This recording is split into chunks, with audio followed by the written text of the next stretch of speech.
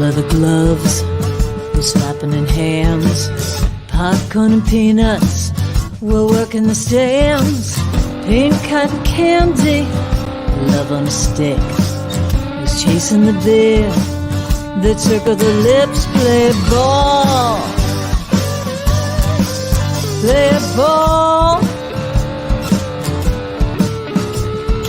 Load up the bases and smack it right over the wall. Play ball. And good evening, ladies and gentlemen. Welcome to Laughter Saves Lives, live here on Strong Island Television at Paradise Studios by the Long Island Railroad in Massapequa, New York. Chinese restaurant. I've ordered the Chinese broccoli and pork. Very good. Yep. Italian restaurant, chicken parm. Fantastic. Had it last week. Now, you know what I have for dinner tonight? Hello, John. Hello, how are you? I'm wonderful. I'll tell you what I have for dinner tonight.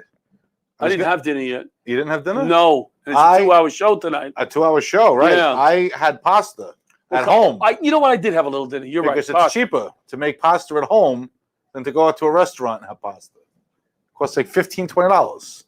It cost me pennies to make I don't know if you agree with me or not. I don't know if you're busting my balls or not, but that's okay. No, I totally agree. Straight pasta sauce, make it home. If they get something like with different, then fancy, there's all right. But I make the pasta at home. I said, I was going to get something out, and I said, you know what? I've got pasta, I've got sauce, I have Italian homemade bread. Sauce, or do you ever use the bottled sauce from the supermarket, the Ragu? Be honest. I don't use Ragu. All right, whatever. Do you use some bottled sauce that Grandma would go, Johnny, wrap? In an emergency, I have. What could be the emergency? Like if my wife's sauce isn't. Like if you're drowning and you need a bottle of sauce to swim in? If my wife's sauce isn't defrosted or if we're out of it. I'll do the same thing. I keep from Vincent's Clam Bar. I like their sauce. I do the same thing. From Vincent's. I have to be honest. I'm very easy to please. Me too. My wife. As long as, basics. Not that my wife isn't easy to please, but, she gets mad when I don't eat, when I buy that sauce, if I see it on sale. We have a lovely show tonight, wonderful show. A lot of good guests. Hopefully, they all come in and know how to use StreamYard because I think Timmy's having a hard time right now. We got our We Fight with Tara. Tara's in the hospital, fighting a certain illness. I don't want to say what it is. I don't know if I was supposed to say what it is, but we told Kevin King that we would wear these. We're going to take a picture for her. Also, we're leaning on Jennifer McNamara because she's in with the Mets. Tara is a big Met fan. So we asked Jennifer McNamara if she would try to get one of these on a Met with a picture for Tara. Oh, that would be big. So Jennifer is relentless. If anybody can do it, it's going to be Jen. And then blue and orange is perfect. Blue and orange, beautiful. So Tara, we're thinking of you. Hopefully you're watching tonight. I know you and Kevin are big fans. We missed you at the comedy show a few weeks ago. Get better soon. Get well soon. Yes. I bought this is, how my transitions are. They don't exist. We finally got a stove and a microwave. Okay. I haven't had a microwave in my kitchen for 3 years. I had a portable one. Okay. The one above the stove. And in 3 years? I did no research for this stove. I did no research. I have Consumer Reports. Why don't you just call me up and say, can you print out the... Let me tell you, we don't have a stove. The stove went down. The refrigerator went during COVID. They wouldn't bring it in the house, if you remember. We have the same refrigerator because you... Oh, yeah? The LG? I was talking to you on the phone, and the door chime when the doors open was... I'm like, is that an LG by any chance? Because I have the same one. If you don't close the refrigerator... See, I don't have a chance now in my house to make certain mistakes, even now for 30 seconds. You know what I'm saying? If I leave the door open, and sooner or later I may realize it goes crazy, the thing. But then nobody will know. Now my wife's in the other room, and I go, and she goes, "Did you leave?" And I'm like, let me tell you something. It gets better, right? So that refrigerator that we bought, I have never bought a refrigerator in my entire life. I always got a refrigerator when we bought the house. It had one. Yeah? So we put the one that came in the house downstairs because we're Italian, the laws too. You got to have one down in the basement. There's a law. And a freezer. And a freezer. Yep. So fridge and freezer went downstairs. And then my in-laws, when they redid their kitchen, gave me theirs. Then my mother redid her kitchen, gave me hers. Now then we finally had to redo our kitchen. So John has no living room. He has 3 refrigerators. No. In the living room. No. We replaced. But now we had to buy a brand new one. Like my wife and I brand new are, over 40, and we've never bought a refrigerator. It's exciting. Entire life. Very exciting. This was the first one. Very exciting. To get Very exciting. But the other things we bought, we had to buy a fuel pump. Everything went at the same time. I would tell my wife, she's like, how come you didn't empty the dishwasher? Right? Did you get the same brand? LG, everything LG. See, we got the rebate. 3 different brands. Well, they had a rebate. If you bought a certain amount, you got like 10%. Well, we didn't get it all at the same time. So yeah, we got them all at the same time. Everything went. This is a very interesting discussion. No, but I'll tell you what happened. My wife said to me, "How come you didn't empty the dishwasher?" And I said, it wasn't. So it empty itself, these new dishwashers? No, I said it wasn't ready yet. Right? I said it wasn't finished. Right. She said the app sent me a text. It finished 2 hours ago. My own appliances are tattling on me. So she knows when the dryer goes off. She's good with the apps.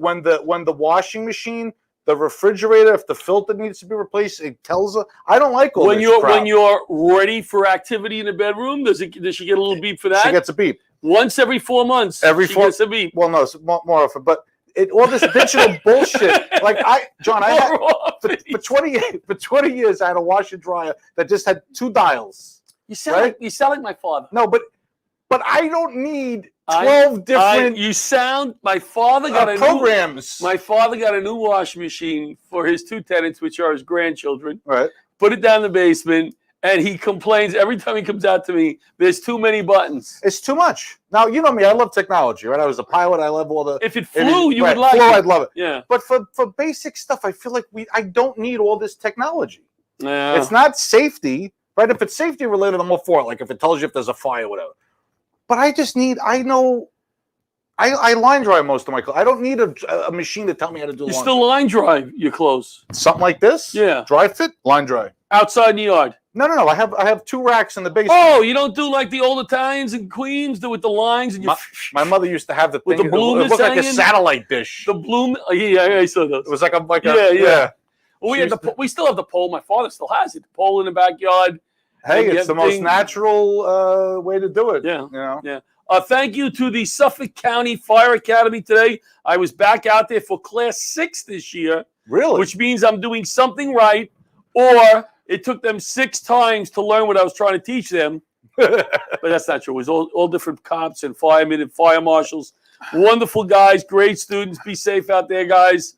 Thank you for listening. Since nobody at home listens, I think I gave you all of my knowledge in the first 5 minutes, and the other 4 hours we left.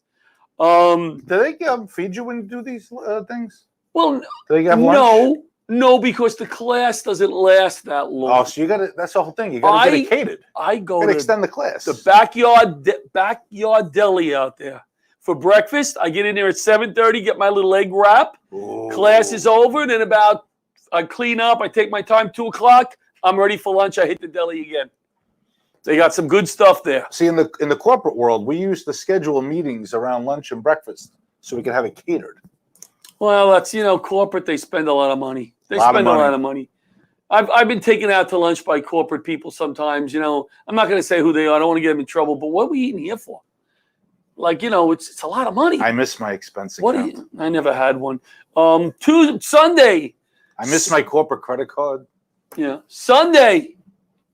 I know. I have to apologize to you. Number one. What happened? This is my logic, and I apologize because I told you on the air last week that I may send you to the Giant game. Yes. On Sunday. Oh, that's not happening? No, I am taking back that invitation. I apologize. At least it's on the air. Yes, and I'm apologizing to you. What's the reason? Well, Butch is going, and he's bringing his good friend from Jersey because they're right there. They're going to the game. Yeah, Butch is a Steelers fan.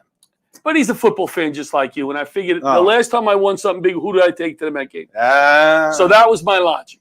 And I was going to call you and apologize. But now this is on the field. And also, who did I take to the golf outing? Free meal for your golf. Butch didn't make it, so I thought it was a nice thing to do. I'll tell you what, Butch, I'll trade you. I'll pay for your 2 tickets to a Steelers game, and I'll take the as long as you're doing everything on the air. Happy New Year to our Jewish friends. Am I saying that correctly? As a non-Jew, we better be sure. It's Rosh Hashanah, isn't it Rosh Hashanah? Is that what you say? Happy New Year? I think you say Happy New Year. Yes, I've said it to Amy already and Leslie and Lashana Tova is how you say it. And I'm sorry, I don't. Happy New Year. Happy New Year. What year? Do we know what year it is? It's 57. No. But Butch is not with us tonight on the phone, behind the scenes, because you would have known, because he would have been on for 5 minutes. He would have been on already, yep. But also, it's the Jewish holiday, so Butch is off. So I still don't see anybody in the waiting room. Am I correct, Bobby? All right, so let's go to our first commercial early, and we'll fill some time there, and hopefully we'll get one of our guests in. If not, we'll talk about refrigerators more.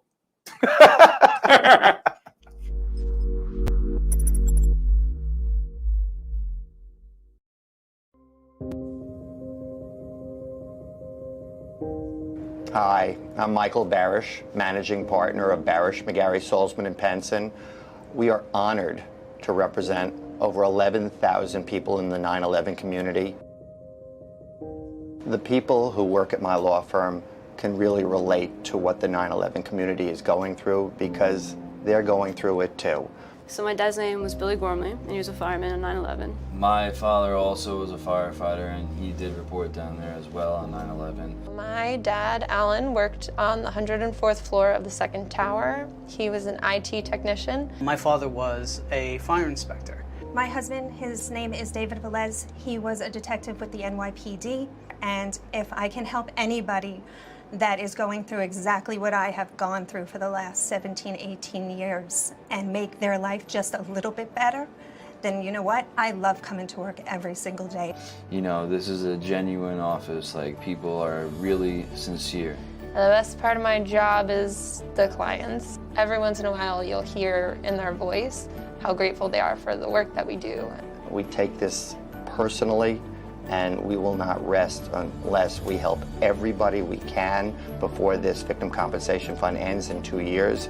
And we will be fighting to get this thing extended past 2020 because cancer isn't going to stop afflicting the 9/11 community.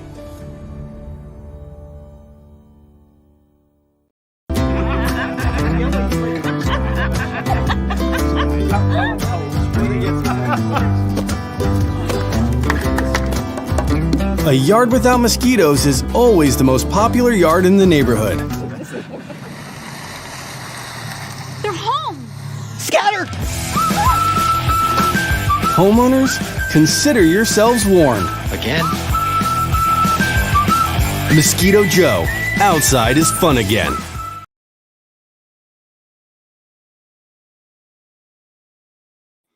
And we're back with Laughter Saves Lives Live. We're having some difficulties getting some of our guests in. Hopefully they do come in because we committed to a 2-hour show. 2-hour show. I So don't have that many interesting stories. You know, it's a 9/11 related show. We wanted to try to keep it as light as possible, talk about some of the people that were lost, that people knew, and the time that made them laugh or smile, and maybe, you know, a heartfelt story. That's all good. So we said, I'm sending Butch to the game, I told you. This list is different from the list. It's different. Yes, it's different. Right. It's Let me different. go off this list. Take a look at that. Yeah. So we're I'm telling you, I'm having a tough week. When the calendar turns September, I feel like there's a weight pushing me down. I feel like I physically sick the other day. And my family says the same thing. Every year around 9/11, like this, and I fight it. You know, I fight it, and I know that's what it is. And I try to do things to bring me out of it. But I got to tell you, if you've been trying to get in touch with me or eat whatever, I'm sorry. I just don't feel like talking to anybody except for you right now. That's good. But today teaching was great. I was actually going to do a comedy show on September 11th, and I was getting different feedback about this. And I did it once before. It was a special documentary they were doing at Caroline's. And I did a set at Caroline's. What year was that? I don't remember. It's probably a good 8 years ago. Paul Rogers. Anthony had asked me to do a show. There was a restaurant or a theater, I think it was Port Jefferson Theater, who was thinking about doing a show basically to let people know we're moving forward and let's laugh. And I get it. And it was probably just what I needed. Mm-hmm. But they canceled the show. I guess they weren't getting enough tickets sold. But that's how I get around this time of year. What was I going to say? There was the one year that I was away, and I think I told you this story. I went to a small town to teach on 9/11. And as the class approached, I'm like, what did I do? I just wanted to get out of New York. And that's how I feel right now. It's not that I don't want to honor my guys. I do that all year long. I believe that. But I would love to just take a ride now we're going up to Lake Placid in a few weeks, Paula and I. Oh, nice. Just take a ride, get a cabin, walk around a lake, and just get away. Perfect. You know, that's the way I feel right now because I struggled through this week. But is it tougher this year because of the 20? No, no, it doesn't matter. No, the only thing I go is 20 years. It seems like yesterday. You know, 20 years. Yeah. But we are on the air and somebody's calling me. It's Barbara's calling me on the air. You want to talk to Barbara? Sure. Just tell her we're on the air. Hi, Barbara. Where did you get the link when you sent out the email? From Butch. It's not the right link. I just checked your original email you Yeah. sent out, and I don't know where that link came from. All right, can we send it out? Yeah, you got to tell me who to send it out to. Well, you have the email, right? You were on the email, weren't you? I saw a reply to all, and I'll send And send it to me too. Oh, all right. perfect. All right, So you're about to get another link, Barbara, from our producer, Bobby. We're gonna send it out to the whole list. Why don't we? Hold on one second. Can you talk to Barbara because I can't hear her. Well, yeah. Barbara, we're on the air, but you're gonna get another link. Yes, everybody's gonna get it, and forward it to them just in case. So for the folks at home, they're gonna get a link to get into StreamYard, which is the way that it's like a Zoom, and that's how people. It looks like I potentially screwed up somehow and sent the wrong link. No, not his fault. It is, which is amazing. But not his fault. I don't know where I got the link from, but we have wonderful guests who are linked into another show. They're on another show? They're on another show. Like, I don't know where they are. Oh, that's hilarious. So Bobby's going to send me the link. These things happen, but in the grand scheme of things, it's not the end of the world. Well, it's not. No, well, we always have. We have technical issues. And I'm whether going it's at to our live shows. Remember the time we couldn't find an outlet? Like nobody thought that if you're booking a comedy show, they might want to have an outlet to plug the sound into. Remember the time we had to run that extension cord? Like, yes. We ran it like 2 towns over. That was no, it wasn't that funny. It was like the other room. Like, and then you had to tell somebody in that other room, do not unplug that whatever, Don't pull because that's the whole comedy show. Yeah. It's like having the entire lights at a theater plugged into one outlet. So that was funny. This is not good that we don't have our guests coming in. We're gonna get them. We're gonna get guests. I have nothing else to talk about. Oh no, we need guests.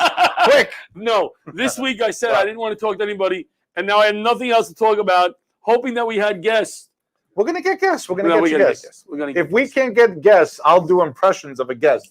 I'll go back. John will do impressions. We got 60 guests I can do. He can do 60 different voices. Maybe 70 guests. What I think we should do is, Bob, are you sending me that link?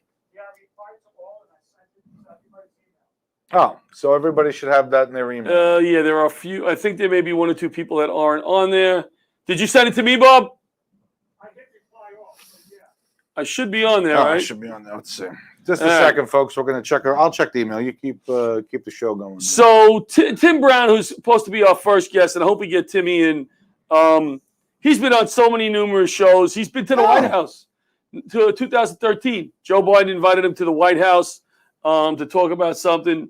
So with Timmy is hopefully coming in, and then we got a FDNY legend, Rochelle Rocky Jones, one of the only women to reach battalion chief.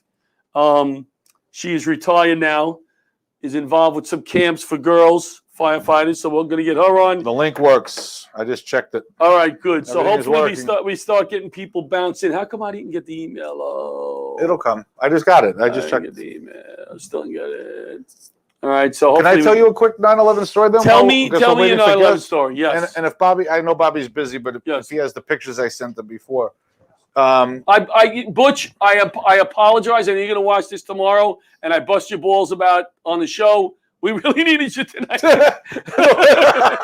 Happy New Year. Jewish holiday. Yeah, I think that I looked it up. That is Happy New Year is the proper. Oh, good, good. Yeah, so we're good there. So these pictures, these are F-15s that were at the Oshkosh Air Show I went to in July. You brought pictures. I did.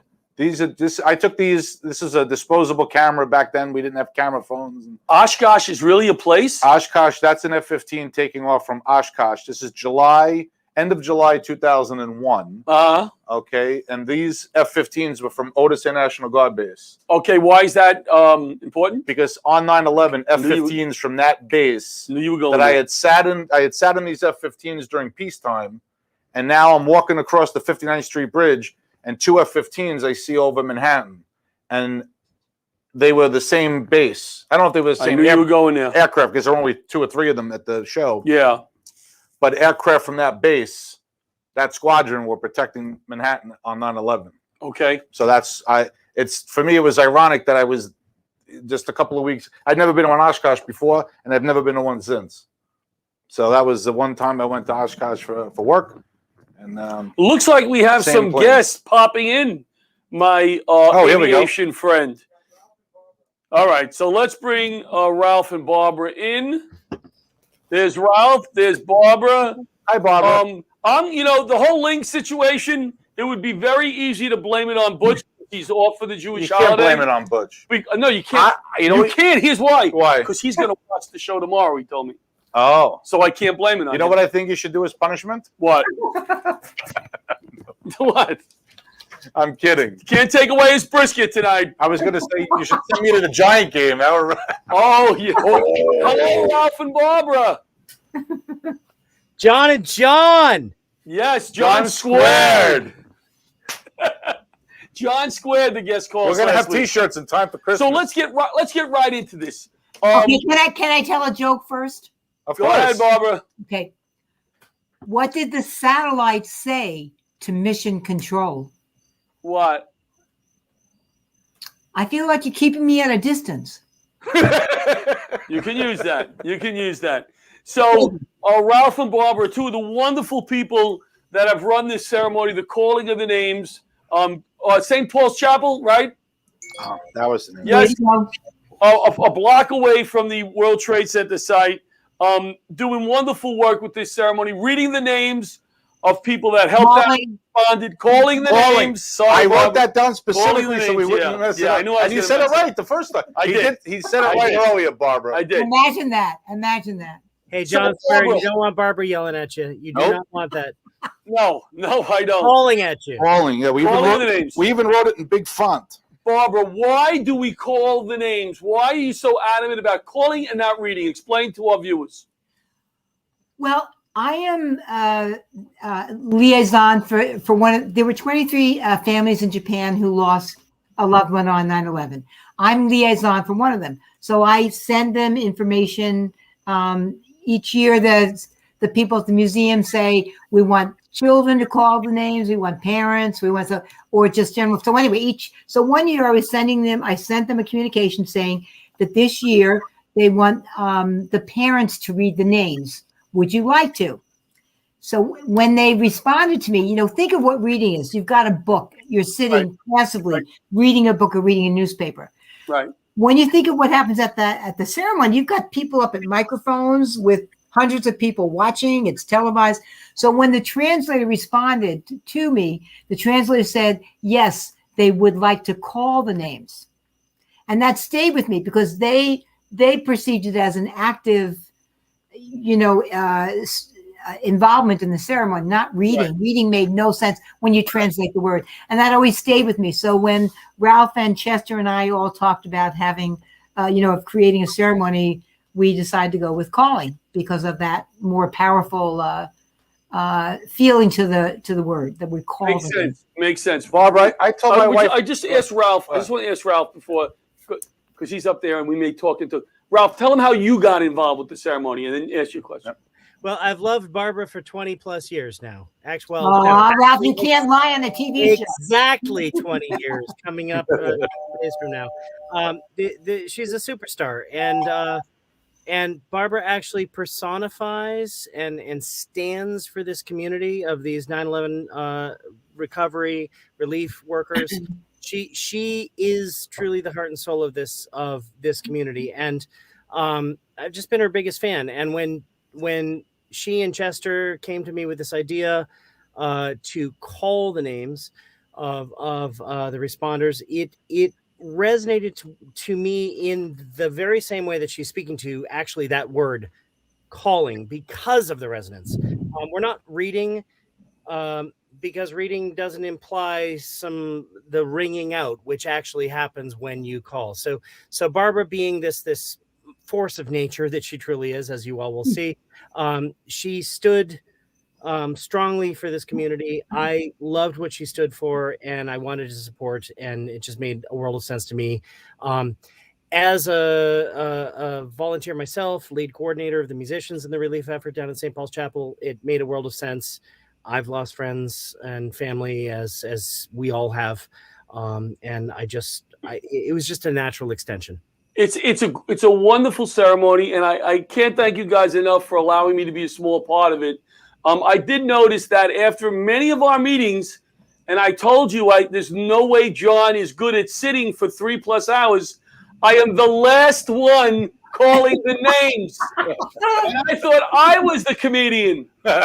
John, I personally love that, I'm just going to big shout out to you, brother, that there were 3 really tricky jobs showing up at the ceremony. One being the guy who sits at the table, and make sure that everybody's showing up and handing off their COVID certificates. You're the guy doing that. And then you volunteered to be what we call the floater. Do with it what you will.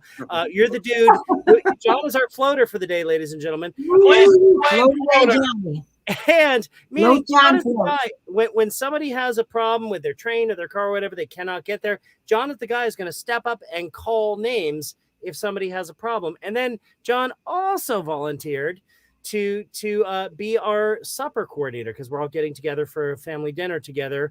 And John actually said, I'm saying it on air now, so all this is happening, John.'re definitely there.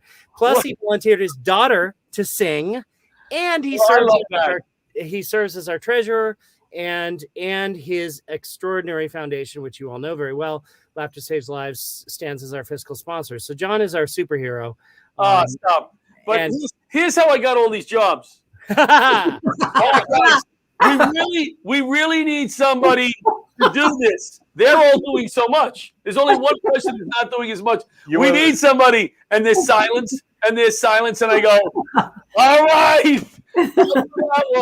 You were the best of what was left. I'm not as good as he's saying. I was tilted. You were the best available player on the board. That's why you got drafted. Exactly. I love it. We only had one player, but it doesn't matter. Well, I'm trying to do it. And I am also handling the hotel rooms for out-of-state guests. So let's see how that goes before you tell me how wonderful. If one of them have to sleep in the street, I didn't do my job. You know, he didn't do a job. So the metric will be how many didn't get a room. Yes. Can I ask? Yes, ask your question. Then we'll bring in our other 2 calling of the name guests. Barbara, can you tell the story? I told my wife the story today. Can you tell the story about the people that relieved you on Christmas Eve, 2001? You told me that story. Do you want the Temple Emmanuel story, the funny one about out front, or the worker who talked to me? The people that came and gave you Christmas Eve off. You said that they came and they said, well, that story. Actually, Christmas Eve was my first night volunteering at St. Paul's Chapel. So St. Paul's Chapel had 2 shifts to kind of mirror the worker shifts down at the site, the workers in the rescue and recovery effort. So you were either 8 p.m. to 8 a.m. or 8 a.m. to 8 p.m. So those of us who were about to start that shift were waiting in front of St. Paul's Chapel for the volunteer coordinator to come out. And there were about 20 people. Obviously, they were one group. A lot of times there's like 5, 6 different groups. But that night there was one group plus myself and my friend who had come with me from out of town. So we're standing there and Diane comes out and Diane goes, it looks like there's a group here. And this woman standing next to me said, talk to me. You have to know that my friend who I brought from Wisconsin, she'd never been to New York. She never heard a New York accent. And she thought Saturday Night Live was exaggerating when they would make fun. Until the woman next to me started talking. Tell all the people it's the Jews from Temple Emmanuel. And she was waving her hands. On Staten Island are here. Go home. Have your holy day. The Jews are here. We'll take care of everything. Not to worry. That's great. You know what, Barbara? Can we bring in our other two calling of the name guests? No. All right, go ahead. Why not? Let's bring them both in. I think they're both there, right? Yes, I'm here. Hello, gentlemen. Hey, guys. Hello. How are you? It almost looks like here's the story of a lovely lady who was running. All right, so we got here Chester. Hello, Yes. Chester. Yes, I'm here. Good. And we have Reverend Harris there. Hi, guys. How are you? All right. Haven't seen you in a long time, Lyndon. It's been a long time. I can't wait to see you soon. Now, Lyndon, you have not been back to New York for a while. Am I correct? Probably about 6 or 7 years, maybe. On 9/11? Yeah. No, I haven't been back for 9/11. All right. What was your what did you do in the aftermath of 9/11? Explain to the viewers what you did. What was your job? Well, I was, I was brought on board as the priest associate for St. Paul's Chapel in April of 2001. And when 9/11, I was brought there basically to start a contemporary worship service. So I started a jazz mass, and we were rocking the house, man. We even did hip hop. We had gospel. I had a band put together. And so we, for the summer, we did our thing, and we were going to reconvene in September. So we took a month off, and we're going to restart on September 17th, but 9/11 got in the way. Right. So I was there in my office at Trinity that morning when the first plane hit. We assumed it was an accident, So eventually I went up the street to see what I could do to help out. And I was right at the foot of the South Tower when the second airplane hit it. And at that point, we knew it was no accident. It was something horrible. Well, I got home later that day. I mean, the whole morning was pretty harrowing, evacuating children and all that. But the next morning, I watched the news all night, looking for any example that St. Paul's might still be standing. I assumed it wasn't. Right. Never saw anything on the news. So the next morning, I lived on 8th Street and Broadway. So I walked down from there to the church, expecting to see it demolished. And I felt I had two jobs to do that day. First of all, and most importantly, to help out at the ground zero. And I brought bottles of water down and a canvas sack. But the other thing was I wanted to rescue the Great Seal of the United States that hung in St. Paul's Chapel. It's one of the very few early seals of the U.S. in oil. And it's Benjamin Franklin's idea of the national bird. It's so old, the turkey. And I got to City Hall, just about where City Hall is, and I could see the spire through a break in the buildings. And I just couldn't believe it. I just fell to my knees and cried. I couldn't believe it. That was on the 12th? Yeah, morning of the 12th. Yeah. That's interesting because on the 11th, that's where I was dropped off by a police horse van, right? Yeah. Right near where you were that day. Yeah. So let's skip. Let's move forward a little bit to the months that followed. What was your job? What did you do after that to comfort these workers and anybody else who came to the chapel? Well, we set up a rescue kind of mission at St. Paul's to serve the needs of the ground zero workers. And we started out humbly with a barbecue on Broadway, which is a whole big, long, elaborate story that we don't have time to get into. But we served food. We had massage therapy. We had chiropractic care. Yep. We had grief counselors and musicians working around the clock 24/7 for 8.5 months. Wow. I opened the doors on September 12th and just said yes.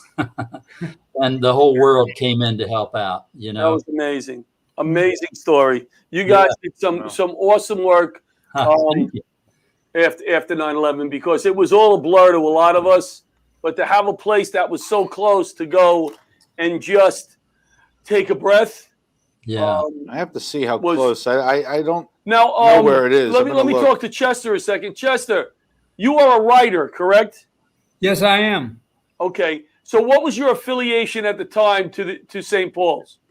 Well, it was twofold. One, I was a volunteer on the weekends, often between 8 o'clock on Saturday night till 8 in the morning on Sundays.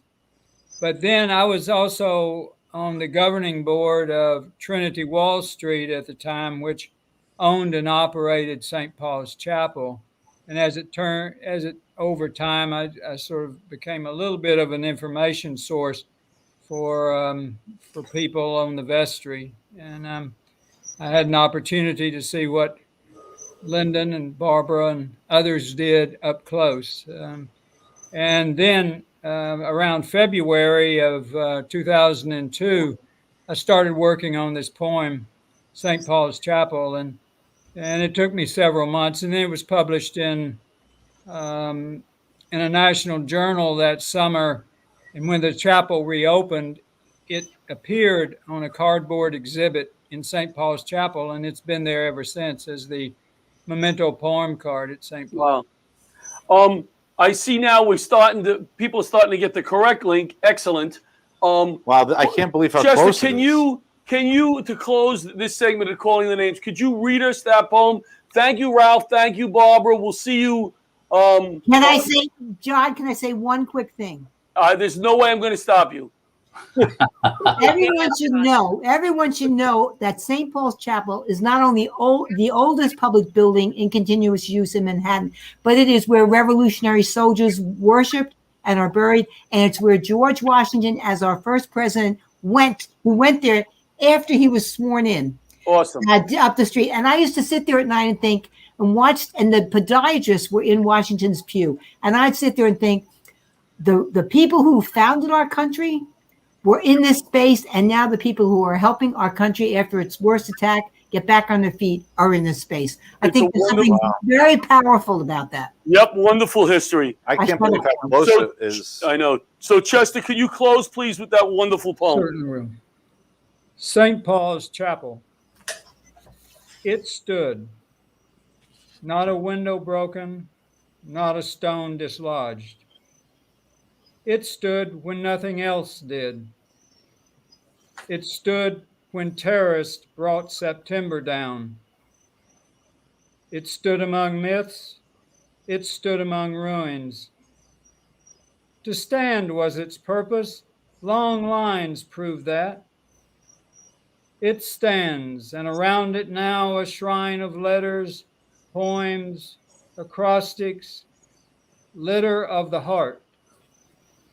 It is the standing people want, to grieve, serve, and tend, celebrate the lasting stone of St. Paul's Chapel. And deep into its thick breath, the largest banner fittingly from Oklahoma climbs heavenward with hands as stars, hands as stripes, hands as a flag. And a rescuer reaches for a stuffed toy to collect a touch. And George Washington's pew doesn't go unused. Charity fills a hole or two. It stood in place of other sorts. It stood when nothing else could. The great had fallen as the brute hardware came down. It stood. Thank you, Chester. Wow. Yeah. Guys, thanks.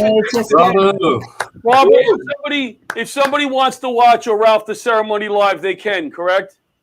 They go to our website, callingofthenames.org. Callingofthenames.org. And it's my understanding that will also be on the website for a while after, a couple months after. Will you be there this year? I will be reading number 52 last. You will be calling number 52. Yes, Come on, Johnny boy. Yes, I'm going to be live in Manhattan. All right, guys, thank you so much. Thank you. Can't wait to see you soon. Yes, we'll see you. Hopefully, Reverend Harris, I have your room ready for you. Thank you. Thank you very much. Good night, everybody. We'll go to commercial right back. Good night. I know I said good night. Thank you. You're going to shut me off because how do I get off? How do I get off?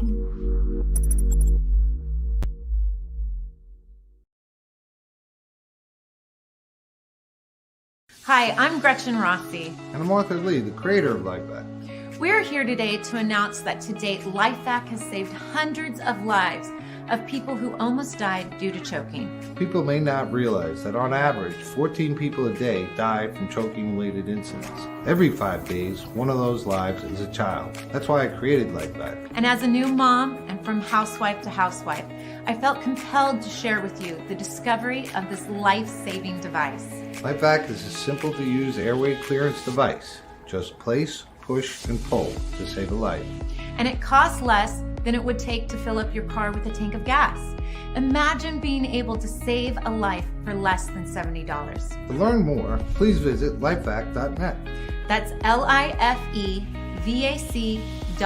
Please don't allow one of your loved ones to become the victim of choking accident. And we're back. Laughter Saves Lives live. Let's bring in Rochelle Jones, who says I can call her Rocky, and that's okay. Of course. Tell our viewers that it's okay that I'm allowed to call you Rocky, because my wife, I'll get in trouble with my wife. I know it. You know. You can positively call me Rocky. Well, you are, and as you know, I know you probably, but an FDNY legend. I was talking to a young female firefighter who I wanted to have on the show tonight, and she was a little too nervous. And I said, listen, I don't want you doing anything you don't want to do. And I told her you were on, and she was so excited. She goes, John, I'm going to watch. So she knew so much about you. So I was just telling John, you were the class before, you were in the first class of women that got on the FDNY. Yes. And you guys had a rough time. It was a rough time to get on the job for a woman. And I give you such credit for what you achieved. You retired a battalion chief, correct? Correct. Only 2 women that have become battalion chiefs on the FDNY. Yes, there's one currently serving now, Michelle Fitzsimmons. And how long were you on the job? I did 29 years to the day. Wow. 29 years. And in my head, when I hear it, I just think, oh man, if I stayed 9 years, my 457 would have been so much better. But that's how firefighter thinks. That's our retirement, put money away. That's retirement fund. Right? Yes. So tell us a little bit about your career in a nutshell. You got on the job. Where did you go and all that? What house and all that? I came on in 1982 under the class action lawsuit, and I went to engine 216 in Williamsburg. They were still in the top 20 busiest engines in the city at the time. And I refer to them as my hell years because it was not pleasant at all. But I survived. I wound up transferring out of there. Came to Staten Island. I was in engine 159. Got promoted at 159 engine in 1994. Went to Brooklyn, assigned to cover the 3-3 Battalion. Wound up taking ladder 159 in Flatbush, Flatlands. Was there for 5 years, got promoted to captain in 1999, went to 1st Division in Lower Manhattan, and was assigned eventually to Engine 4. And then in 2003, I was promoted to battalion chief, and I went back to the 3-3 Battalion as a battalion chief. Wow. And I failed the lieutenant's test. So, so now you're on the job, and what has changed? You give back. You talk to girls who are interested in getting on the job now, just like my friend was. You were what number female on the job? Like you weren't first, right? The first female. Well, no, there was a group of 41 of us. 41 at the same time? Yes, 41 at the same time, and I never would have survived without those other 40 women. Believe me. Yeah. Oh, I give you such credit. So tell us about the camp you're involved with. Okay, Fire Service Women New York State. I'm involved with that group, and they run a camp every July up in Utica, New York, for teenage girls. It's a 1-week sleepaway camp, and basically we run the girls through a mini probie school. So they'll do ladders and hose lines and searches. They do. We teach them CPR. They get water safety class. Oh my goodness. Just about, air ladders, and they do some roof ventilation, the way that other places do it with with a chainsaw.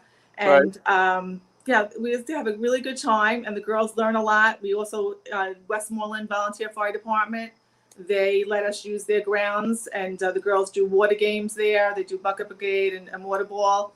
So they do that on Sunday afternoon when they first get in, and then they go back there Thursday night to see how much better they've gotten, like how they've learned teamwork, how they've learned to communicate with one another, and how much, and so they keep their times, and they compare it with Sunday to Thursday, and on Friday they graduate and they all go home. Well, that's great that you do that. It's a great time. It's really a great time. Yeah. Let's talk a little bit about, we all lost a number of friends on 9/11, and I wanted to try to come up with one or two stories, a time maybe somebody made you laugh, or a heartfelt story about one or two of, I don't want to say the people you were closest with, just two that stand out. Okay. Well, I was assigned to 4 Engine. I got there in the fall of 2000 as a UFO until further orders, because it was the previous captain had transferred out. So I got there then. In January, we had 18 rotators come and go out of the house between 4 Engine and 15 truck, which is a huge percentage. Yes. We were never a full roster to begin with. And I was assigned there in, I think it was February, the transfer came through that I was there. But there was quite a bit of characters there. And I say, really, we should have been like the poster children for like a diversity campaign for recruitment. Because we had white men, we've had African-American men, we had Chinese, Asian, men, we had Hispanics, we had a gay guy, we had everything. And then like, I was like the last piece of the puzzle, like throw the girl in there. That was it. So, we need a girl. Yeah, it was really pretty funny. So there was a character there named Billy Bresnan, and he retired before 9/11, but he was a firefighter, a artist. There's lots of, you'll see his prints a lot of times being used at different things, and a actor. And he would love to tell stories, and he would tell these stories, but sometimes those stories were like not even R-rated, but like X-rated, you know? So, and he cursed a lot. He'd like throw F-bombs constantly in the stories, So he was like telling one story one day, and he's going an F-bomb, and every time he says the F-bomb, he's, oh, sorry, Cap. But meanwhile, the story was like horrendous. It was like this X-rated story. I'm like, just tell the story and get it over with. Stop apologizing, So one of the guys, Artie Barry, who I'm going to talk about, he was lost on 9/11. Artie Barry was saying, well, Billy's filter doesn't work very well, Yeah. So for the next few weeks, every time Billy would get off on some tangent, Artie would be going like, Billy, you want to put the filter in? Billy, your filter's dirty. Billy, your filter. So one day we're at lunch, and one of the guys had a date, and they're talking about, how the date go, just general stuff. And so, oh, did you have a happy ending? So they're joking around, doing their usual stuff. And then Artie starts telling a story. He says, oh, it's been a long time since I was inside a woman. And I'm thinking, this is my Artie. This is the guy who's like always like throwing the filter story out, Right. Because it's been a really long time since I was inside a woman. And I'm trying to make eye contact with him, like, oh my God, like use the filter. Like, where's this going?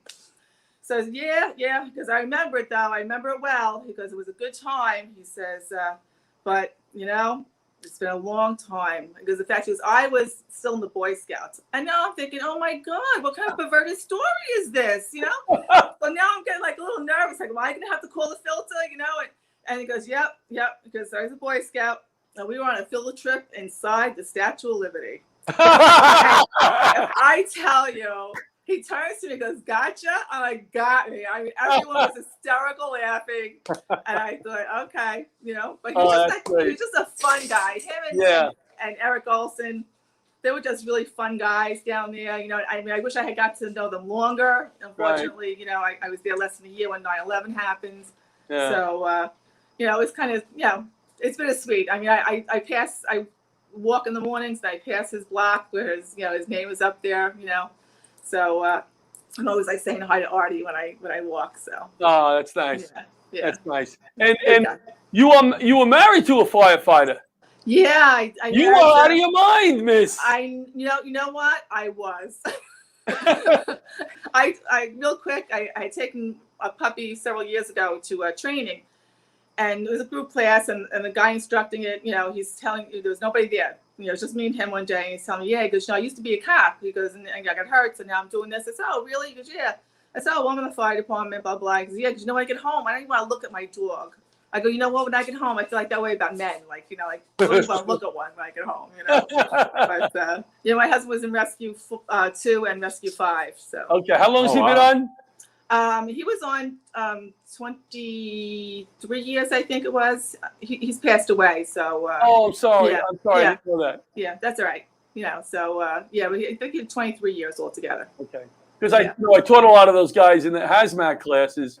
Oh, yeah? I know the faces, but the names, you know. Yeah. But, well, I can't thank you enough for coming on tonight. Is there anything else you wanted to add about somebody else or just a thought? No, I just want to, you know, just go back to a story that, you know, I told you the other day that after 9/11, we had spent a long day that Sunday at the pile, and we were all feeling a little low. And we went back to the firehouse. It was kind of quiet, and a retired lieutenant came in, Jim Curran. He was in 15 truck, and he came to the house, and he's sitting there, and he starts telling like Artie and Eric stories. And we all, you know, they took us out of our funk and made us laugh and changed the entire night for us. It really, like, you know, it was like such a relief to like just be able to laugh and to laugh about these, you know, these guys who we were gonna miss, you know. So yeah, it's nice. We did that a lot. Where hey, what would Dennis do here? What would Tommy say here? You know. Yeah. And it was nice to include them in discussions for months and months. You know. Yeah. Still today. Yep. Absolutely. Well, I can't thank you enough for taking the time to come on. Thank you. Be well, and hopefully I'll see you soon. Okay, John, take care. And we might be doing a comedy show, right, for one of your charities. Yeah, I love that. I would love to talk to you about that. Okay, great. Very Thank good. you.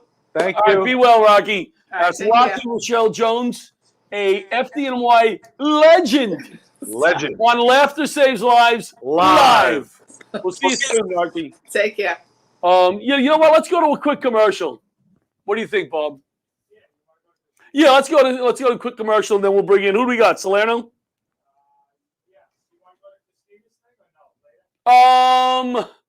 Yeah, after Salerno, we'll do it. Yeah. We'll be.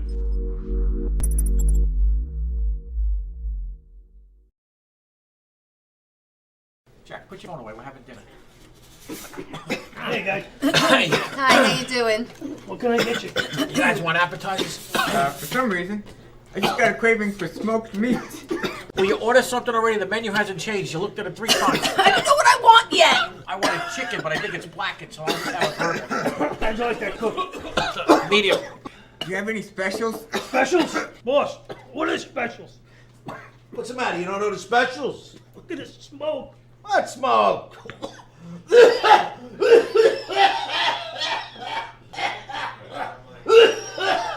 We gotta get these dumps clean. Nah, they're fine. You know what? We're just gonna take our order to go, okay? In business since 2003, MCN Duct Cleaning is the result of many years of research and continuing education, realizing the need to provide a safer and cleaner environment for families on Long Island. MCN services both residential and commercial properties by cleaning dryer vents, fireplaces, HVAC systems, and so much more. This not only improves air quality, but it could also reduce your energy bills by making things run more efficiently. So, if you want to make your house or business safer and cut down on your bills in the process, give our friend Matt over at MCN a call now.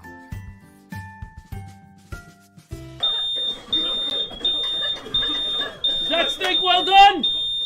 Maybe call a little bit sooner than these guys did. That's called acting, Mr. Salerno. Acting. Right?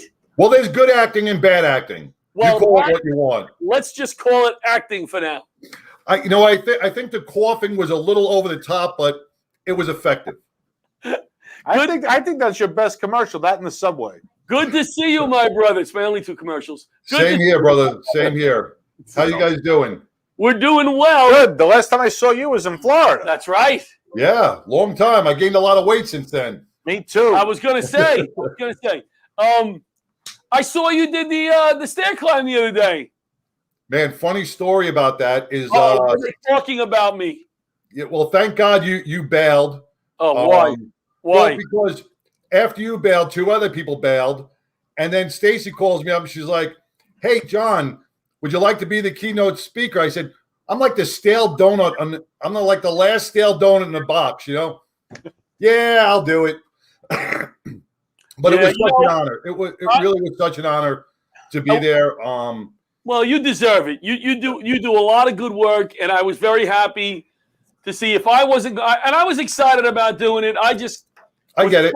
You know, there's a bunch of things going on in my life that I didn't want to get in that tube on that plane yet. I just didn't feel comfortable. I get it, man. It's the COVID tube. The COVID tube, and I was happy to see that you did it. Yeah, it was an honor. Met a lot of great people, and I tell you, the Dallas 9/11 stair climb next year will be in full force. They'll allow families to be there, and Stacy Estrada and the whole crew, I got to give a big shout out to. They did an amazing job.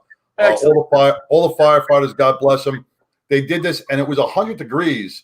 Wow. I was in Class A, and I was sweating. I felt so bad for these guys who were sat outside in their gear with tanks on, some with rucks on, man. But they went through it, and they climbed 110 floors, and there was no injuries. God bless. No injuries. Nobody passed out. Good. So if our viewers don't know, John lives in Texas now as we're talking, but he's a retired NYPD. Very proud of his service up here to New York City.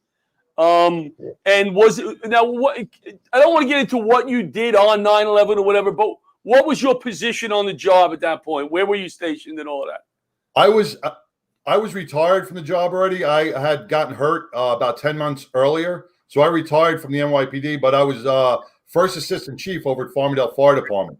So I was still giving back in my community, and we responded as a fire department, not as a police. I responded as a firefighter, not as a police officer. Right. Yeah. I don't know if people are aware that there was a lot of volley companies in New York City on the 11th, on the 12th, maybe the 13th, filling firehouses. In Queens, right? I think all over the city, filling firehouses because a lot of FDNY trucks were destroyed. A lot of guys were down there digging. And a lot of these volleys, like John, knew New York City. I mean, he was a cop here. Mm-hmm. So there was a lot of volunteer fire trucks in New York City for a few days. I even remembered hazmat. We were told that on the days that followed, Staten Island is covered. It was a hazmat team from New Jersey. So don't worry about Staten Island. You know, you got to try to rest and whatever. I got to give a lot of praise and a lot of honor to the volunteer fire departments on Long Island who really stepped up. And like you said, they backed firehouses. They backfilled a lot of firehouses, but a lot of the companies went right to the site. Just like Farmingdale, we went right to the site. Right. Our engine backfilled the firehouse, but our rescue went to the site, and I went with the rescue. But getting to the volleys, people don't understand. Long Island is 172 volunteer fire departments. That's all it's made of. And most of those firehouses are filled with FDNY and NYPD personnel because, like heroes do their careers, they come back to their own communities and always give back. Mm-hmm. So a lot of the volunteer fire departments felt that tremendous loss. Sure. When the towers came down, and they still, they knew they had a job to do, and they still went in there and they dug through the pile for weeks. Yeah, and some of the older guys who weren't able to dig, they were, like in my firehouse, they were manning the firehouse. They were making meals. They were calling families, Yep. So, it was a lot of work like that. How did the communications work with if you're a volunteer? Not well, right? Company in a city house. How did you communicate to go to? Because you still have regular fires going on. You get a printout. Right. Of the call, and they're going to go out on the call. How did you communicate? Well, you weren't with, but how did they communicate on the radio? Believe it or not, and I'm going back. We're going back 20 years already. Yeah. We communicated. We got notified over that 800 megahertz radio at the time. Each firehouse had one of those 800 megahertz radios. So we got notified through that. We ended up going to Shea Stadium to stage, and then we were brought up to a firehouse in Queens. In Long Island City, where we staged again, and then we were taken through the Midtown Tunnel. We brought our rescue truck up to Vesey and Broadway. And that's then when we got out of the truck, we didn't know where to go. And, as you guys know, we lost all the chiefs. We lost pretty much all our communication. So the guys, the FDNY guys, had another command center set up. So we just went to the command center and said, "Hey, what do you need?" Right. And they said, we brought everything our firehouse had in rescue equipment, airbags, Hearst tools, everything, any type of rescue tools. So we went up there and we were like, "What do you need?" And the response was, "We need everything off your truck to go to the pile right now." And that's what we did. And we worked the pile throughout the 11th, the 12th, the 13th, and then we switched out crews. But then during working the pile, Farmingdale Fire, very special member. It was Pete Gansey. Okay. Pete was a life member in our firehouse. He spent over 25 years in our fire department. He mentored so many of the guys. It was his place of sanctuary after FDNY. He would come there. He would have a couple of beers. He would discuss stuff with the guys, and he was an absolute mentor for all the members of the Farmingdale Fire Department. So when we got to the pile and we knew Pete was missing, that night, I don't remember exactly what time it was, but we found out that we lost Pete. So we immediately radioed back in, and we started the procedure for burying him. Right. And that's why our crew left on, I think it was the 13th or 14th. We got back to the firehouse. We set up the firehouse for the funeral, and we buried Pete honorably. Can you tell the viewers who Pete was with the FDNY? Pete Gansey was the chief of the FDNY. Pete was a humble guy. He never bragged. Highly decorated, fearless, brave family man. And I can't say enough about him. I wish, me and Pete had some talks, but I didn't know him on a great personal level. We knew each other very well, but not on a great personal level. But I knew his stories. I knew his backstory, and he was just an amazing firefighter who on 9/11 set up the command post, the first command post. When the South Tower came down, the first tower came down. He along with Mayor Giuliani and a couple other politicians got stuck in the bottom of a bodega. Yeah, they worked their way out of that bodega, and Pete went back up, said, "I have to set up another command post," and ran to set up another command post off West Side Highway. He told his driver, "You go back and tell everybody." He didn't want his driver coming with him. I think by the time he got to West Side Highway, that's when the second tower came down, and he was caught in that collapse. Is there anybody else that you just wanted to give a thought about, or like a time they made you smile or laugh, or just a story? Anybody else that was lost there that you knew well? Yeah, two guys. George Howard. He was out of Hicksville Fire Department. He was a Port Authority cop. He was known as the ugliest man in the fire service. He was really. But let me tell you something. A great mentor, a great trainer. Taught me how to do everything from rappelling to confined space.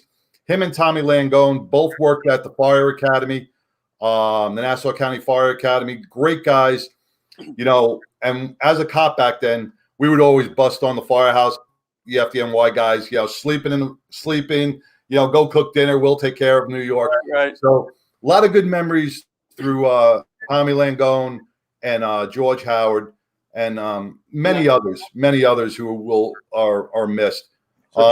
George Howard taught the Mass Confidence course. Yes. Fire Academy. So I took that course, and that was the first time that, because he lights the room on fire, right? And you don't have your mask. So that was the first time when I realized you really have to be touching the floor to breathe. Like that knee high isn't enough, right? Because I couldn't breathe. And then, but he goes, get down all the way. You're not down. And then I went all the way down, and you could breathe fine. And a lot of times, those instructors are standing up. They're like, He's smoking a cigar. But he taught you that. Now, I don't know if you know also that his mother gave his badge to President Bush. Oh no! Yes, that was the badge that he held up on at Did the not State know of the that. Union. Oh, interesting. And I think his badge number was 1012. I don't remember his badge number, but I do remember that story. And anytime President Bush would give a speech from the Oval Office, George Howard's badge sat on his desk. Wow! What an honor! What an honor! The reason I mentioned that 1012 is because if I'm remembering it right, 1013 is officer needs assistance on as a code. So I thought it was unique. It was interesting that his badge number was like one digit away from that, and that could, that everybody needed assistance on that day. But yeah, he was an amazing that's course, an amazing story. Amazing. Fun. Give a little plug to what you do out there. Your show. Well, this ain't the place to plug the show. This is just a place to remember that anybody who's 9/11 was 20 years ago. For a lot of us, it feels like yesterday. For a lot of the families, it feels like yesterday. If I can say anything, just please never forget. Hold these men, hold these women, hold the families in your hearts. Think about those who are still suffering, that continue battling the illnesses from 9/11. And if we can bring back humanity, if you guys know September 12th, and especially in New York, September 12th, flags were raised, people were hugging. It didn't matter what political side you stood on, it didn't matter your religion, your sexual orientation, whatever it was. At September 12th, we were human beings for coming together as a nation. We got to be September 12th every single day. I like that. We got to remember that every single day. And that's humanity. That's what brings us back together. Our country's so divided, and, it's sad, but think about September 12th and think about and we know we can get through anything. If we got through that, we can get through anything. Very true. When I worked in the city, September 12th, I put up a flag in my cubicle. Now, the corporate rule was nothing above the cubicle wall, right? Here's my American flag, right, popping up there. So, like, years later, somebody said, you're not supposed to have anything above the and I said, it's a 9/11 flag. You're going to really? Yeah. You want to go there? Yeah. And then they said, no, that's okay. But, like, whenever somebody visited, I'd be like, if you need to find me, just look for the flag. And that's how people found my desk. One more thing, John. Go. I did. Somebody asked me this question today from the Star Telegram. Said, do you think people forgot about 9/11? And it was pretty complex. And I said, yeah, people have, and it's not a bad thing that they have. A different generation, different. Back then, I didn't really think about Vietnam, right? Back in those days, right? So, what we have to do as the survivors, as the people who have pride in what, the first responders, we just have to give them that little reminder. We have to educate them and tell them so they won't forget. It's not a bad thing. It's not a bad thing that they forgot, but you know what? It's a bad thing if we don't remind them. Very good. Very good. There's a great good point. There's a great series on Nat Geo now called 9/11. Something. I'm watching it. Yeah. It has one day in the title, and then there's one on Netflix. And my kids will watch. My wife and I were watching it. We're all emotional, I mean, I was in the city that day, and my kids don't understand what it is, and then they see the actual video from that day, and it's like a whole different. And my grandson, my 5-year-old grandson, I've had discussions with him about it, and there's a monument at Jones Beach for the lifeguards that were lost.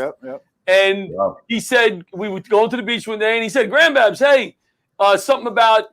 Isn't that the monument of when the buildings came down where your friends were lost? And I'm like, all right, he's getting it, and that's nice. We got to run. We got some other guests lined up. Okay, thank you guys. Good to see you. Always a pleasure, my brother. God bless both of you. Take care. All right, John. You too. So we'll go to we're gonna have Christina's song from last year's 9/11 ceremony, and then we'll go commercial. And I think we got Jack in there, right? We'll come back with Jack McNamara. Be right back. Right back.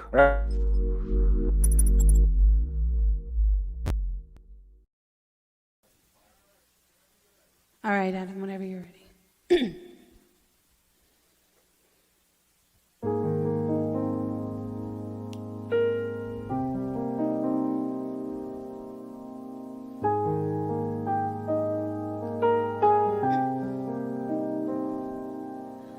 When I think back on these times and the dreams we left behind, I'm glad 'cause I was blessed to get to have you in my life.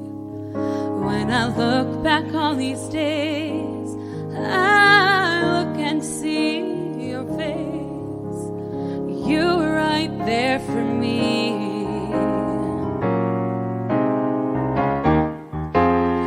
In my dreams I'll always see you soar above the sky.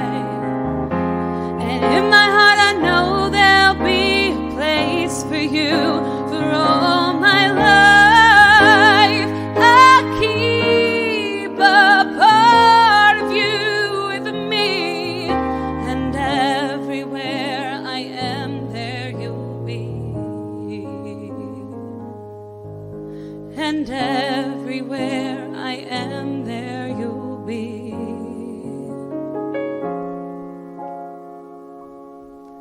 Well, you showed me how it feels to feel the sky within my reach, and I will be glad for all the strength you've taught and gave to me. Your love helped me make it through. Oh, I owe so much to you. You were right there for me.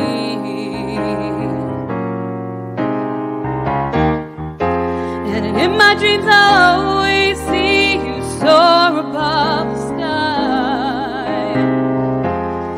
In my heart I know there'll be a place for you for all my life. I keep a part of you with me, and everywhere I am there you'll be. 'Cause I always saw in you my light, my strength. And I want to thank you now for all the ways you were right there for me.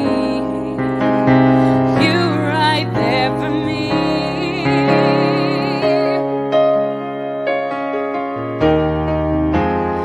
In my dreams I'll always see you soar above the sky. And in my heart there'll always be a place for you for all my life. I'll keep that part of you with me, and everywhere I am there you'll be. And everywhere I am there you'll be.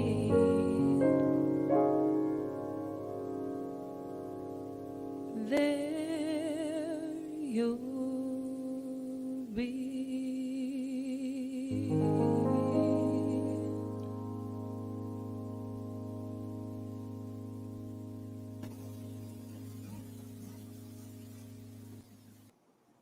That was my daughter, Christina Larocchia, from last year's ceremony that was held here at Paradise Studios. We are back with my friend, Jack McNamara. Can I call you my friend? Sure. Your enthusiasm. Your enthusiasm's killing me, Jack. Yeah, sure. Sure. So, number one, the first thing I wanted to say to you, and you know this already, your dad is somebody that I look up to and is a hero. I never met your dad. I feel I know him, but any small attachment that I have to the foundation and to help you guys out makes me so proud. And I've seen you pretty much get from a little guy to a pretty big guy, you know, and you're stepping up and you're involved. Tell us some of the things you're doing as a way to remember your dad that was lost because of 9/11 cancer. I do everything I can. So let me think about some things. I run the Tunnel to Towers run with his jacket on my back, with his helmet too. I participate in the foundation, golf outing, gala, etc. What else? In his memory, I participate in different events in his name, in the foundation's name, so that his name will get out there more in the world. I'm a junior at the fire department near me, so I'm trying to follow his footsteps currently. I'm also a junior coordinator down at FRES, Fire Rescue Emergency Services, and I'm also a junior EMT down at Patchogue Ambulance Company here. Wow. Oh, wow. Good stuff. Good stuff. I'm sure he'd be very proud of you. You also take some pretty cool pictures. Yes, I take pictures of baseball, fire department, stuff like that. I've actually been hired a couple of times by departments to do recruitment videos. I'm really good at videography, so that's something I've been getting into lately. Oh, wow. Yeah, no, I've seen a lot of your pictures. Excellent stuff. Good stuff. You even made him look good. That was you took. That's amazing. That's right. At the golf tournament. That's right. It couldn't make your swing look good though, no matter what. No, not the swing. No, that wasn't possible.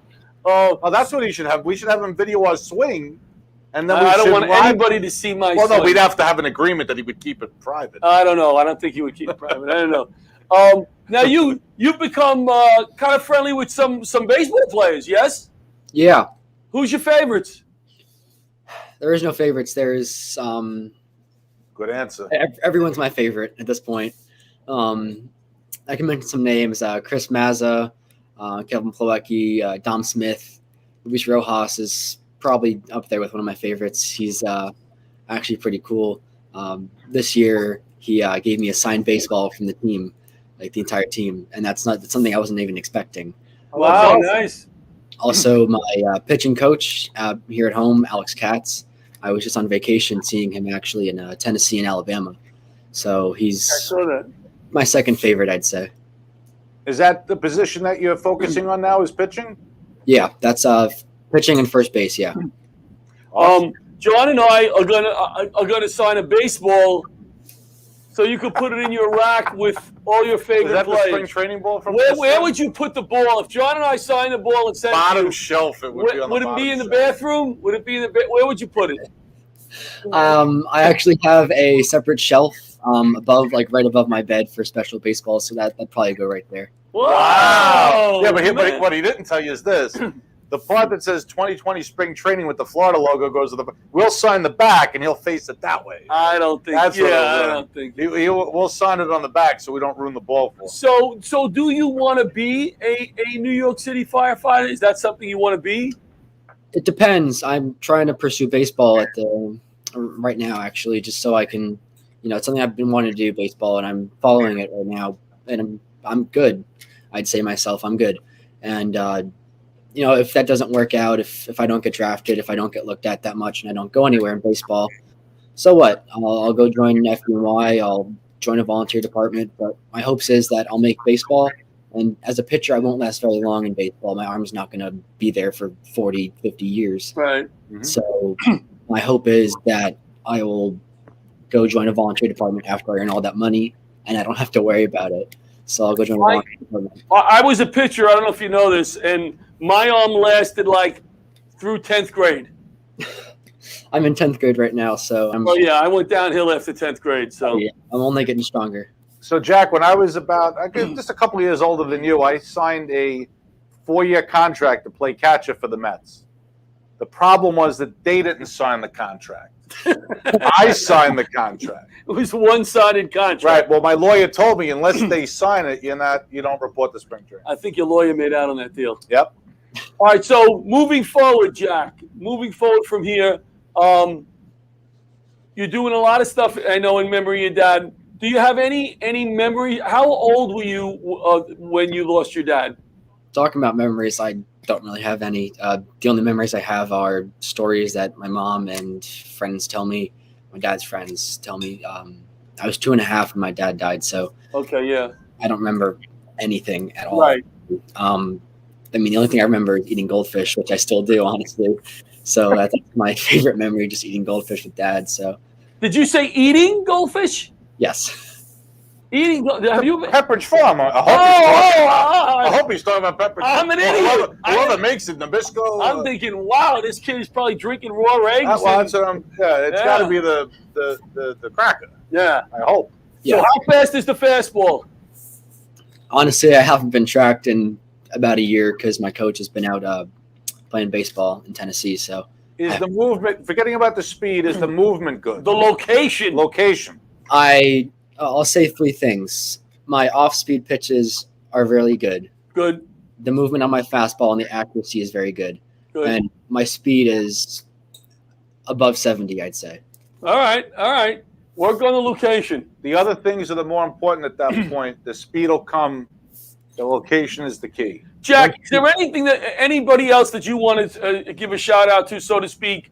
Anybody else other than your dad that you became close with and would like to say something about? Three people actually. I'll say it all really quickly so I don't waste much time. But my grandpa, he passed away due to COVID back last year. So, he was there my entire life, acting as a second dad as long as he could. Sorry to hear that, Jack. Sorry. Yeah, thank you. But he was a second dad. He was always there for me. And when he passed away, I sort of just, I don't know. And, the person who was there for me the most after my dad died was Anthony Scally. He was a firefighter at my dad's company. Mm-hmm. He's always been there for me and my mom, and just he's helped everything and everyone and me. And I can't say enough about him because that's nice. I can't thank him enough. And he continues to be there for me as I grow up. He was one of two people I invited to my graduation due to COVID. He was the one person I really wanted to come to my graduation, and thank God he came. And my last person is my mother, because can't not mention my mom, but she she's sitting right there, Jackie. She's sitting right there. She's got to be right there. Right there. Oh, she is there. I know. Because I know if you said something wrong, I would have saw the hand come out.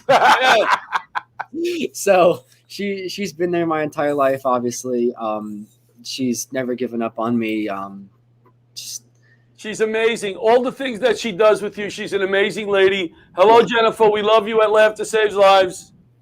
Love you too. She says love you too, and thank you. I knew she was there. She's right there. Well, Jack, thanks so much for taking the time to come on. Good luck with the school year this year.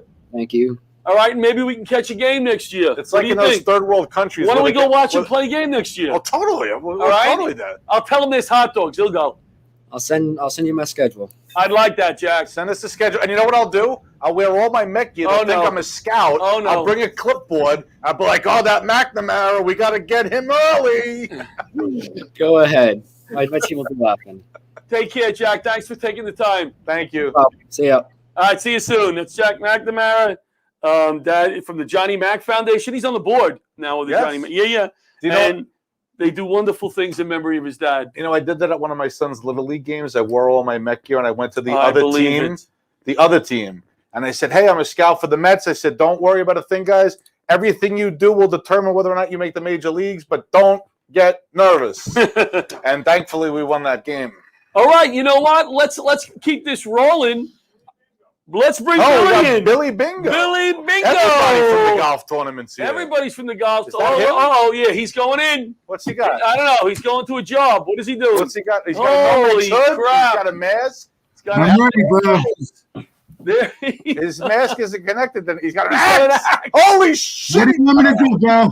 I'll get the roof. He still got it. Ladder 125. Whoa, get that right. 126? 126? I can't tell. I'll let you live. I feel like I'm a knight. He looks like, I was just going to say, he looks like a knight. Yeah. It's like, he's taken Hampshire, sire. We have to send the army. Rapunzel, let down your hair. What's doing, Mr. Bingo? Not a whole lot. What have you been up to? Are you in Long Island? I'm on the island of Long, yes. The island of Long. Well, it's nice to have you on. I love it with the hood. He really did look like a knight. He just... Billy was on the job as fire marshal. He also did a lot of work for a few of the FDNY charities, doing large comedy fundraisers. El Sasa, what other charities? Am I right, El Sasa? Yeah, well, the El Sasa was the one that I concentrated on doing one a year. Right. That was always a big show, and I always got a big headliner to do it, two headliners. And, it was all John DeResta's idea. He's the one that came up with it. I was only doing comedy the second time when I met him. Right. And we became friends, and then he said to me one day, he goes, "Look, I'm going to be in Long Island in a month." He goes, "Do you want to put together a comedy show for the fire department?" And I was like, "Yeah, sure." I says, "Why not?" This was before 9/11, and Tommy El Sasso was a good friend of mine. I knew Tommy before I was even a fireman, because one of the guys in my neighborhood was a friend of his, and he became a fireman, and he worked in Tommy's house. So Tommy lived in Woodhaven, and I lived in Richmond Hill. So I got to meet him. He was a bartender. So I knew him from the Short Porch and from Lenahan's. And the Thomas El Sassa Fund, it helps the non-lighted duty widows and children's. Right. The whole thing with that is that if a fireman dies in a fire, your kids are going to be taken care of. Right. At Christmas, they're going to get presents. They're going to go to good schools. Right. It's still a loss. But if you're a fireman with 3 years on the job and you're out riding your bicycle and you get hit by a car or you have a heart attack and you only have like 2 years on the job, you don't have much of a pension built up. And this fund takes care of firemen that are active but still pass away, because it takes care of them and their families. They'll get a good education. They'll send them to a good school, and that's what the whole inception of the fund was when they started it. Right, and they started it obviously before Tom passed away, and it was for the non-lighted duty widows and children's, and then they renamed the softball tournament that he formed. Right. I think, right? October 4th every year, October 4th, because that was his firehouse, 104. See, he actually retired out of ladder 126. He was driving Chief Mulligan at the time, and he was on light duty, and he was a chauffeur in 104, and he transferred over to 126, and he was only in 126 for maybe 6 months, 9 months, and then I had gone away to Club Med. And when you were at Club Med back in the 80s, there was no phones, no TV in the room. It was complete seclusion. So I left it was funny because the day I left was the day David Sears was fighting Michael Spinks for the world title. And David wound up becoming a fireman and working in 285. But he was a local guy also. So I got on this plane. I went to Florida, to Club Med in, where the hell was it? Punta Cana or one of them places. And when I came home, first thing I did was Sunday night, I went right to the firehouse to get my paycheck because we didn't have direct deposit back then. Right. As soon as I walked in, they said Tommy El Sassa passed away. And I was like, oh, man, you're fucking kidding me. I go, when's the funeral? And it was Thursday. Wow. Yeah, I left on a Monday, and he died on the next day, on a Tuesday. Now, getting back to 9/11, is there anybody, a few guys, I'm sure you knew a lot of guys as I did, but it was one or two that you were closest with that you could tell us a quick heartfelt story or time that made you laugh? The two guys that I was closest with was, you had Brian Hickey, who I came on the job with. I knew Brian. When I got sworn in, Brian was the only guy that I spoke to at the ceremony. There were 300 of us, and I got a picture of me. I'm sitting fifth in line, and he's at the first. And then Ronnie Kerwin, he was assigned to 275. We were in probie class together, and we were on drill one day. And Ronnie said to me, he goes, I'm thinking about putting my paper in for the truck. And I told him, I said, look, I go, under the hat, we got one guy retiring and another guy getting promoted next week. I go, if you're going to put your paper in, put it in today. And he put his paper in, and he came to 126 about a week and a half later. It was really quick between he put his paper in and he got transferred. Yeah. And then me and Ronnie got promoted together to fire marshal in 93. So we worked at Queens Base together. We were firemen together. He was in a neighboring firehouse. They were a single engine company. Before he came, when he came to 126, 133 wasn't even in conception. They didn't come out until 93 or 96 or 97 they came in. 133.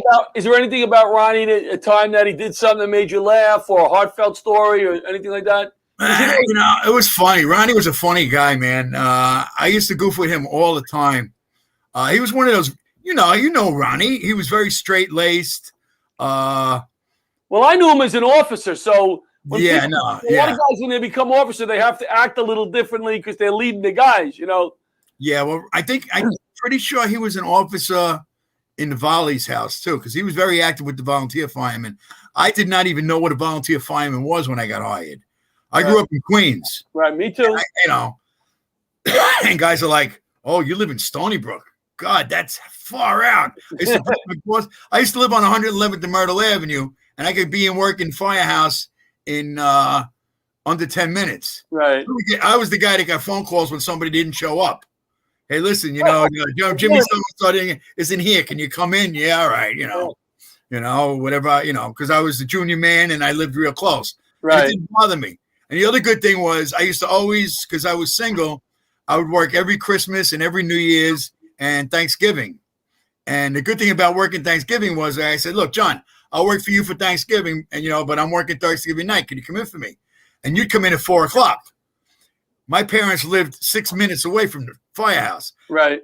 So I would work for you for Thanksgiving and be a good guy, and I would still be able to have Thanksgiving dinner with my family. Right, Ma, let's not eat until 5 o'clock. Yeah, that's it. Yeah, well, Italian families, they don't sit down for the first course until 3 o'clock anyway.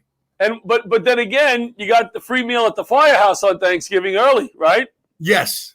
The thing, you know what it's like, though. You spend all that time cooking, and everything is ready. And as soon as you sit down, somebody says it. Oh, it's been too quiet tonight, and it gets 11 forks thrown at him, and then the bells go off. Right? Any other guy you want to reminisce about? Give us a story about? Pat Lyons. Pat Lyons was in 252. He was the quarterback for the fire department football team. And it was funny. One time we played football, and then we went back to my apartment, and me, him, and 2 other guys decide we're going to go to the casino and get drunk. So we get in my car, and we drive up to Connecticut. And Pat only had his football clothes. He lived out in Long Island, so I gave him a pair of dungarees.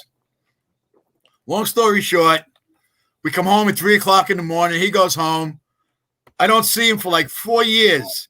And it winds up that he lives out here right near me. And he goes, follow me. I got your pants. And I'm like, you got my pants? He goes, yeah, remember I borrowed your pants that time we went to the casino? And I'm like, are you kidding? And then he get the balls to give me these pants, and they got patches all over them. And I'm like, I couldn't even tell you if they were mine or not. It was so funny, man. That's funny. You got to be kidding me. Really? A pair of pants with holes and rips all over it? These are mine? Really? Okay. Yeah, I couldn't believe it.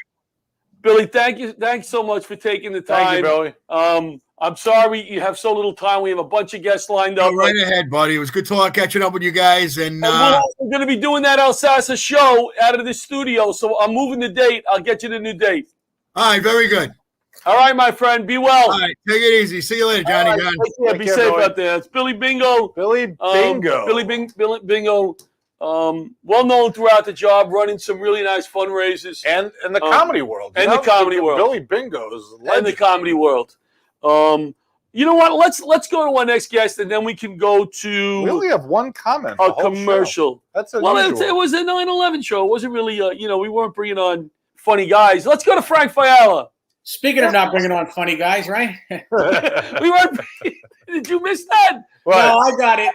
He missed it. Oh, I didn't hear it. I got it, John. But listen, I got to clarify something. Yes. Cops are on the job. Firefighters have a job. Is that how it said? Yeah. Because you kept saying, I was listening to the show, you're like, when you were on the job, I'm like, no. Right. Cops are on the job. We have a job. Yeah, cops are on the job. Firefighters have a job. In the movies, they say on the job. I never said I have a job.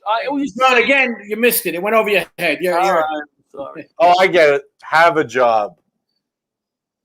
Have a job? Have a job. No. The expression in the police department is on the job. On the job. Right. So cops are on the job. Firefighters have a job. You're not on the job. You have a job.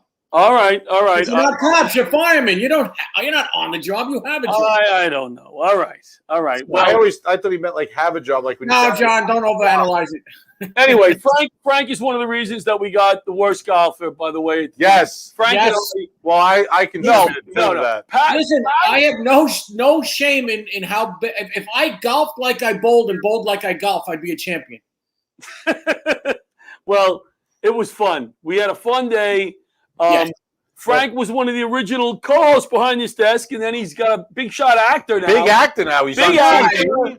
You're in the diner. You can't sit there 10 minutes when Frank's over your shoulder on the TV. Cirillo, what's the commercial? Cirillo and Bonds? I don't know. He's on Whites in Luxembourg. Same thing. They're all the same. They keep playing them all the time. Like, I'll fall asleep. I'll wake up and Frank's in my living room in 4K. 65-inch 4K picture of Frank. How long were you on the job? On the job. I was on the job for 20 years. 20 and out is that? It was 20 in a day to be exact. Yeah, most firefighters I think stay longer than cops. Is that a fair statement? I would say absolutely yes. One, there's more reason to stay when you're a firefighter because you're not, and this is not anything negative or positive. You're not constantly dealing with the public, and when you are dealing with the public, you're there to, everybody loves a fireman because you're rushing in to put the fire out. We're the ones that have to tell you can't go back into your own house because it's not safe. Right. So, and also the schedules, I guess, because you guys are working 5 days. We work, have 2 or 3 days. 5 on. When I was on the job, it was 5 on, 2 off, 5 on, 3 off. So you rotated. You had steady shifts. So whatever shift you had. So yeah, now they changed they actually changed the retirement age. Not age. They changed the retirement to 25 years now on the police department. Wow. Did they? Is the fire department they did? I don't think. I don't know about that. I just know that they changed it for the. Wow, I didn't know that. Years ago, when I was younger on the job, people would say, "Oh, I'm staying 25 years." I said, "You're going to see that they're going to end up changing the job to 25-year retirement because nobody retires at 20," and that's what they ended up doing. And they also have a mass exodus going on because so they changed a lot of things. You no longer get it used to be your best 3 years. The average now is no overtime added to your pension. It's strictly 50% pension. Oh, wow. On base salary, base pay. Yeah. Wow. And if you don't do the 25, there's all sorts of things. You get variable supplement that they bank, and if you don't do the 25, you don't get the variable supplement. Really? That's banked. Yeah. Some of my information may be slightly off, but they changed a lot of stuff. So here's one thing they changed. I think shortly after I got on is that I would say a third of my class were cops. Right. They changed that. Yeah, Billy Bingo had told me that if you leave now, it doesn't get put into the pension until the end. So you have to do the 20 years. And you don't keep your pay scale anymore. Correct. You used to keep, like, if he was a sergeant, let's say, making, I'm just going to make him a number, $80,000. But if you be started from scratch, the fire department, you'd be making $40,000, let's say. Well, if he went over, he'd keep his $80,000 pay. Yeah, that's what my friend They got rid of did. that. They got rid of that. He was like a cop for a few years, and he was a fireman. Yeah, they got rid of that. He did like now. 4 and 16 because they're putting all the training into him. Right. And then 3 years from now, they go over to the FDNY. Well, I see. So Let me tell you something. You ever watch like the police videos of interactions with the public? No. Like all these. I could never do that job. No, I couldn't. Because I would have written them a ticket like 10 minutes earlier. Yeah, I couldn't either. I would have probably taken out my gun 10 minutes earlier. They frown upon taking the gun out. I can assure you. See, I'd always have it. I'd always have it out. You would have carried all the time. I could never you would do that You would job. be ordering a sandwich at Subway and have the gas. No, not with the piece. Frankie, yes. talking a little bit about 9/11. So you were on the job on 9/11? I was, yeah. I had about 10 years on the job. It was obviously 2001. And I had actually just started vacation. I went on vacation. So I think that was my first day of vacation, if I remember. And I drove my dog to the vet, and I'm listening to this on the radio. And I went running over to I drove right over to my mother's house to put on the news because she was on the way home from the vet as opposed to going directly to my house. And then I saw the news and I went running out of the house. I jumped in the car, ran to my house. And then there's 2 times when you can't be mobilized in the police department. One is when you're on vacation, and 2 is when you're sick, when you're out sick. So they had called the house and they said, "Listen, you're on vacation." I said, "I'm on my way. Don't worry about it." And I ran into the city. And I got to be honest with you, it was my wife that reminded me. I don't know what it is with my memory. People always say, "Oh, were you there for 9/11?" I said, "Yeah, I got there a few days later." She reminded me that night. She goes, "You were there that night. They called you in and you went." And I said, for some reason, I thought it was a couple days later, but it wasn't. I think what it was, I didn't actually physically get to the pile till a couple days later because Right. you know, they called us in and they didn't know what to do with us. They brought us into Manhattan. They sent us into some place. They said, all right, you guys are going to sleep and you're going to relieve the crew in the morning. So we lay down and an hour later said, all right, everybody up. And then they drove us somewhere else. And we never actually made it to the pile. Then they released us.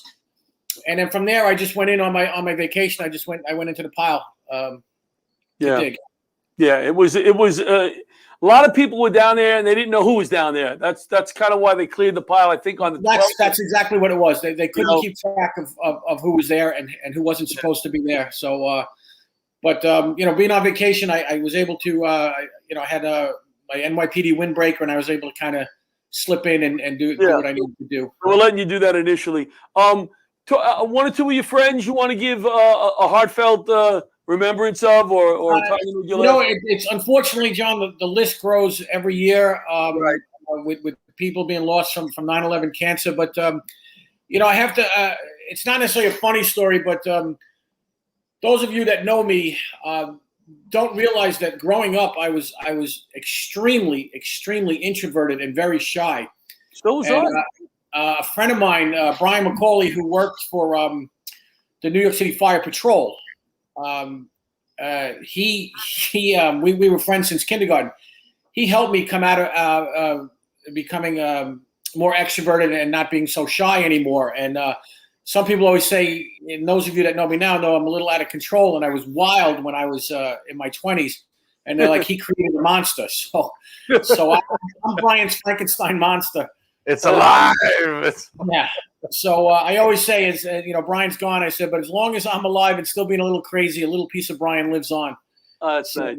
You know, but there are a lot of guys. You know, Brian Sweeney from what was he from 288? You know, it was very weird. 2 weeks before that, you know, my wife used to own a bar, and it was a tribute to the cops and firemen, and we were talking about stuff and saying how, you know, if you die like running on the treadmill and you're at work, it's not, to me, I didn't feel it was like a line of duty thing, not just for for a fireman, for a cop as well, you know, as opposed to a guy that goes into a fire or you know, gets shot.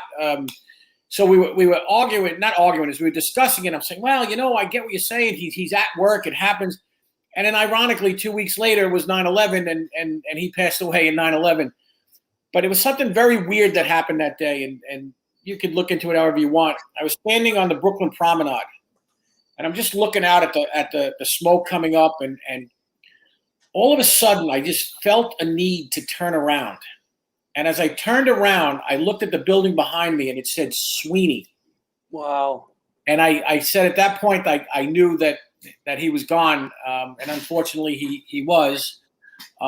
So. You know, there's just so many guys that are gone. Yeah, it's hard to remember every one of them. But and no one is nothing to anybody else. Brian was a very close friend of mine. So with the exception of Brian McCauley, no one is any more important than the other. They all meant something to me. You know, and you know, unfortunately, it is what it is. So yeah.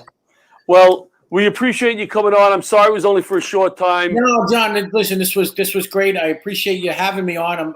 I'm sorry I haven't been around to be on the show a little bit more, but I wanted to make sure I was on this show tonight. You know how important your friendship is to me. I apologize for constantly standing on your porch, but I need friends. I don't mind you standing on the porch. It's looking through the windows that's got me. So my wife bought shades so that the neighbors couldn't look in the Good seeing you, Frankie. Keep up the acting. We love you. We love you too, brother. All right, we'll see you soon. Care, Frank. All right, now how do I get out of this thing? I don't know. It's Frank Fayala, one of our favorites, NYPD, and a Laughter Saves Lives contributor for the last few years. Since the beginning. We need a chaplain, is what I say. We need a chaplain about now, and look who shows up. One of my favorite. This is a chaplain, one of the chaplains of the FDNY. One of my new friends that we met at that comedy show, Tom and I. She's taken a lot. She actually likes me. I like her. It's a new friend. My family doesn't think I can make friends. And Chaplain Ann is here. Hello, Ann. You make a lot of friends. Not really. Hello. He's a great friend. Hello. Can you hear me okay? Beautifully. Beautifully. Good. So how are you? I am doing very well. You have a tough job, maybe this time of year more than others, but tell us what a chaplain at the FDNY's job is. We're in charge of the spiritual welfare of the members of the department. That is a very concise, Very perfect concise. answer. Can you give me like what? All of our guests should be this. So concise. I'm sure you show up to funerals, you show up to fires, especially if a lot of guys are injured or God forbid somebody passed away. You do stuff like that. What am I missing? Well, first off, if I could go and get like a broadcast announcement that sometimes chaplains show up and no one is injured or dead. Okay, good. We just show up to hang out. For support. When I was in high school, I took like that Myers-Briggs personality test, right. and in the end, and the guidance counselor's like, "Well, what do you like to do?" And I'm like, "I like to hang out. I need a job where I get to hang out." Well, bless the food. Bless the food, right? We met her on a night. She was hanging out, right? You were hanging out that night. You gave a nice little speech, about 3 or 4 minutes. What did you do the rest of the night? You ate. She hung out. Had a few drinks. I do a lot of eating. I'm a designated eater. Okay. By far. But see what happens when you hang out with someone. You never know when it's going to be. That if you ask the right question in the right moment, then you're able to really unlock some spiritual connections with folks in really helpful and positive ways. So I don't want to go and meet somebody for the first time when they're in the hospital. Right. Now, where does the chaplain, you operate out of a firehouse, or how does that work? So we're technically assigned to headquarters. We used to share an office on the 8th floor, right next to the executive officer for the chief of the department. Oh, you got to get out of there. Right. And so just before the pandemic, they moved us somewhere on the 4th floor that I found once, and now I can't find. All right. So this time of year. So really, which also we spend a lot of time out of the office, basically. Okay. I like to go and hang out in firehouses. During the pandemic, I spent a lot of time talking with folks on the phone. Right, Zooming. Yeah. Well, I know that the time I spent with you, all right, I can feel a spiritual connection, but I also feel a peace. You're a real person. Like, I'm not saying some of these chaplains, but I feel like I can connect to you because you're there with me. I feel you're there with me. I don't feel like you're up here and I'm like, oh my God, chaplain, you're here. You're one of us. Does that make sense? That's like the best thing you could say. Yeah. Yeah, that's the way I feel about it. I'm doing it. That's like getting an A on my chaplain report card. It is. And I didn't know that you were the chaplain report card grader, but you are the chaplain report card grader for this marking period. Now, you gave me the best grade I could get. Am I entitled, as a retired firefighter, to still call you if I need some spiritual help? Absolutely. All right, good, because you'll be getting if you have calls. questions. The other things that we do is we're a good spiritual reference. So, for example, there was a fire several years ago in a church. It was a Serbian Orthodox church. It was the week after Roman Catholic Protestant Easter, that what I would think of as Easter, but it was their Easter. And so, I was the one that went up to the chief and was like, hey, by the way, they're an Orthodox church. It's their Easter. Treat them like you would, if it were your Easter today. All right. That type of. Is there something, this is a tough week for all of us. Is there something that you would like to say to me? Because I'm having a rough time this week. But in general, to any firefighters, police officers that are watching this, to help us get through the week, so to speak. I know that's a tough. One of your preparatory questions was, where were you working on 9/11? Okay. So I was a stockbroker Up until that summer, I worked for TD Waterhouse on the 23rd floor in 2 World Trade. Oh wow! And yeah, and a whole bunch of my friends worked in that building. And then you had a question about like telling a story about somebody who died. Right. Of all the friends that I had who worked in that building, only one died. And that's a real testimony to the fact that it was the greatest rescue effort in the history of rescue efforts.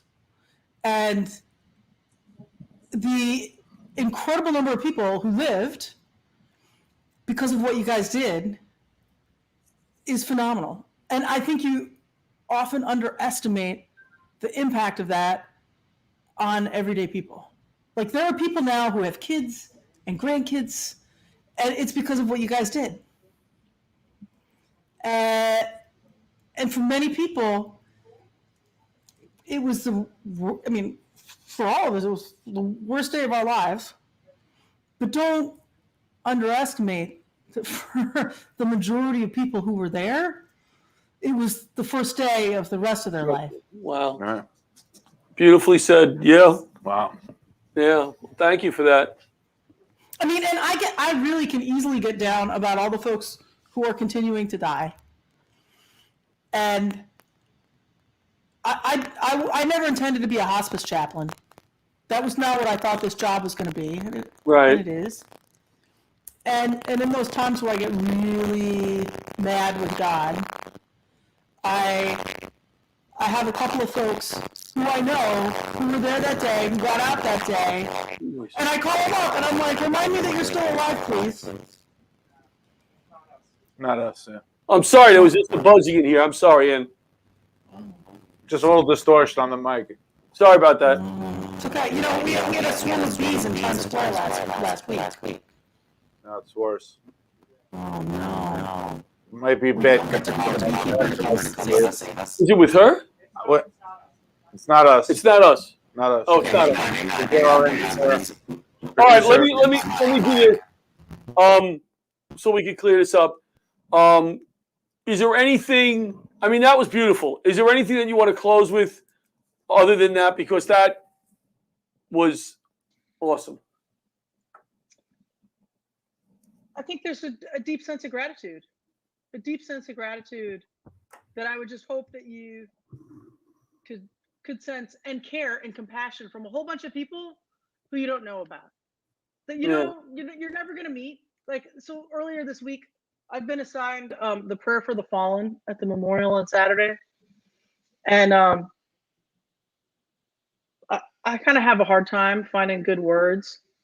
And I really want it to be really good. Sure. So I'm agonizing over this prayer because I don't really have words. And I finally, in desperation, I posted on Facebook, like, hey, I've got to write this prayer. Can y'all help me? And I thought maybe like a couple of my minister friends might like comment on it. But I got so many prayers from so many people that I never would have thought are praying for you guys and are grateful and are, spending time remembering. Yeah. The other thing, just to put in a little plug, somebody pointed out, Protestants like to take communion in little shot glasses. Don't know if you know that, right? No, I don't. Well, here's your Protestant learning of the week. Little shot glasses of Jesus. And I was saying about this to a colleague because now with the pandemic, we got to go and have little individual glasses so that nobody, passes COVID. Right. And he said, I wish you should consider like actually getting folks in your church to bring in their shot glasses. Because we drink shots to forget. And what Jesus does with communion, what God wants us to do, is actually to remember what Jesus did. And I thought, I think there might be a 9/11 lesson for us in this. Yeah. Because it's very easy for us to drink shots to forget. And what we want to do is actually connect with God and one another in remembrance this week. So anyway, there's a little theology and some shot glasses. Who'd have thought? I love it. Thank you so much. Thank you so much. We That have was we have amazing. two other guests waiting, so I hate to cut you off. We always cut me off. We You got always Rocky. you are awesome. We love having you on. You'll be on many more times if you say yes. If you I say say yes. yes. All right. I love you lots, guys. Have a great rest of your week. I'm praying for you. Love you. Thank you. We'll pray for you too, and thank you so much. Thank you, Ann. That was That's amazing. Chaplain Ann. She's awesome. Amazing. Yeah, let's bring in Steve Bartlestein. Hey guys. Where are you, buddy? I am still at the airport, and I was hoping to join you, but when Butch called me and said we're talking about it, I just looked back at these 9/11, having lived it like you guys all did, and I remember saying to me, whenever you get the chance, please talk about it. Don't forget. Never forget. And that's. You know, I don't think it goes by where I don't think something about it comes up. I haven't been able to watch it. I think that's been the most thing. When you talk to the chaplains there, and Father Flynn, and all the people who gave so much that day. It's difficult. I remember we spoke. Do you remember? Was it the first anniversary where the Pope came and met with the families down at ground? It might have been, yeah. Yeah, and I lady,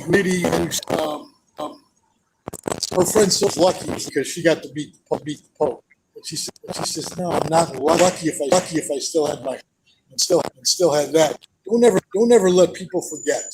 So every time that I get a chance to talk about 9/11, I talk about all the people that gave so much that day, and we talked to Rory Stokes and I at the time on Channel 7, talked to my neighbor in my building who was trying to get word he was with his secretary who was injured at the time, and he said, just get word. I said, absolutely, we'll try to steer the fireman your way. Where are you? And it was about 4 or 5 minutes later the tower fell. And it's for those people. Anytime I get a chance to talk about it, I do. And I try to tell people we went through as New Yorkers, New Jersey folks, Pennsylvania, all of those people. It was a tough day. Yeah, and you were on the air, correct? At Channel 7. Yeah, it was one of those things that Regis and Kelly was just about to start, and there was no news on at that moment. We were doing cut-ins with Good Morning America, and I sat in that chair for an hour and 45 minutes until Peter Jennings, Don Min, and Don called the second tower down. I called the first tower. I had a friend on the second flight that hit hockey coach, Scott the King, and I will always remember. I said I can't get away from work for however long we went. And I said, I feel terrible because I was supposed to be in his wedding. And he said, you gave me the greatest gift ever. You gave me play-by-play of him leaving us. And that always will stick him. There's so many stories, guys, that, and heroes. The story of the police harbor patrol that for those bars down by the Hudson River to get people on that boat across the safety in New Jersey, and they got their medals. There's just so many stories of so many good people that lost so much, and the good people that helped them through all of that. Yeah. Somebody that we have a really bad connection with you. Is there one or two person that you want to bring up that you were close to that you wanted to just give a reflection on? I think it was the lady that I spoke about earlier, who lost her husband. I spent some time with her, and I just always will remember. I wouldn't say that we were close, but she got to me. She is always in my heart. So Right. I send my very best to her and her family, all of the families that were there at Ground Zero the year after meeting with the Pope. I'll always remember it. I know the families will remember this more than anyone else, the firefighters as well. The winds that swirled down at Ground Zero when they went down there. The Pope came down, the families came down, swirled during the entire memorial. Pope and everyone walked back onto that ramp. The wind stopped immediately. So I know that they felt that. We all felt that. And my heart goes to those families, and just know that I will never forget. And anything I can do to make people remember, I will do that, guys. All right, Steve, we're gonna let you go only because of the connection. Yeah, the connection. But I definitely want to have you on the night and talk about your other life, the whole umpiring thing. We'll have some fun with that. But I appreciate you coming on because I know you're at the airport and all that. But thank you so much. All right, buddies. See you later. Right. Take care. See you soon. Steve Bartleson, he was on Channel 7 Eyewitness News that night. He was one of the co-anchors, and now he is a minor league umpire. He gave up being in the media and is living his dream, and he's having a ball. Let's bring on our closer, as we say in comedy. Let's bring out Becky. Hey, guys. Hey, Becky. Hello. How are y'all? Better now that we see you. I love y'all. I'm part Southerner, so I say y'all. Are you? Straight. No, I'm not, but up here, it freaks people out when you say y'all, so I say y'all all the time. There are a few people in my life that when I see them, I say, I feel like I'm closer to God. It's my cousin, Donna, who's like one of the sweetest people. It's, oh my God, Debbie Valentine, who helped us through Retrovine, which is a form of marriage encounter. And we became very good friends with them. And it's you. I'm honored. Because you were an angel. You were sent from God. And you changed my life in a way that I will never forget you. And I listen to that song a few times a year and just are amazed that you had the courage, the desire, the strength to just, we're going up there and you're going to sing this song. And can you tell us a little bit about how that happened? Well, it's pretty crazy. Being a Texas girl, born and bred, I had never been to New York. Not at all. I've been all over the country, singing and traveling and sightseeing, but never to New York. And about a year before the attacks, a World War II veteran commissioned me and a co-writer to rewrite Sarah McLachlan's song Angel to better fit the loss of a hero. And I sang that at a Navy memorial service about a year or so before September 11th. And then, of course, when that day happened, being so far away and seeing something on TV that just, I have no words, and wanting so desperately to help or do something, I naturally just turned to music. And I remember we searched for places on the web to try to find addresses for firehouses, and there was nothing. Someone was smart enough to take down your addresses so that bad people couldn't find them, we'll say. But we found a guy that had, I think his page was like my little hole in the web, and he was either former FDNY or active FDNY. It's been a long time. And he helped us get the address for about 10 firehouses. And we sent off, I think, 10 copies each and just put a personal note in there that said, we love you guys. We're praying for you. Thank you for everything you do. And it blew up. Within 24 hours, I had a phone call. I had put my personal information on there. And it was a day or less. I had a phone call from, I believe it was the commissioner's office, saying, we need more copies of this song. Can you get us one for everybody in the FDNY, the Harbor Patrol, the NYPD? And I'm sitting there thinking, oh, I would love to do that. I don't know how to do that. But then we involved our community, and people from the Northern Texas communities came together. The news got involved. And before I knew it, we had a convoy going through 8 different states, picking up firefighters along the way. And we drove down Broadway on December 11th. Yeah, December 11th, 2001. And I sang there at the Pit in the Pile that night. Oh, did you sing it? I didn't know that. I did. Wow. I talk about life changing. I'm listening to some of your stories, and I still am at a loss for words for some of the things that I witnessed, and still 20 years later, pretty emotional about. It was a very humbling experience, and I am no angel, but I had a calling on my life, and it's one I don't know that I will ever understand. I have not been back to New York since. I spent probably a year to 2 years doing memorials around the country, all the way out to California with Governor Gray Davis at the time, and lots of amazing people along the way. I'm the blessed one to have met so many incredible people that sacrifice every day for someone like me. So y'all are the angels. I'm no angel. So you haven't been back. Do you have any desire to come back? Oh, absolutely. I was rushed around. Y'all treated me like royalty, and I'm not that either. And I saw New York from the back of a squad car going very fast through traffic to get from one singing engagement to another, or one service to another.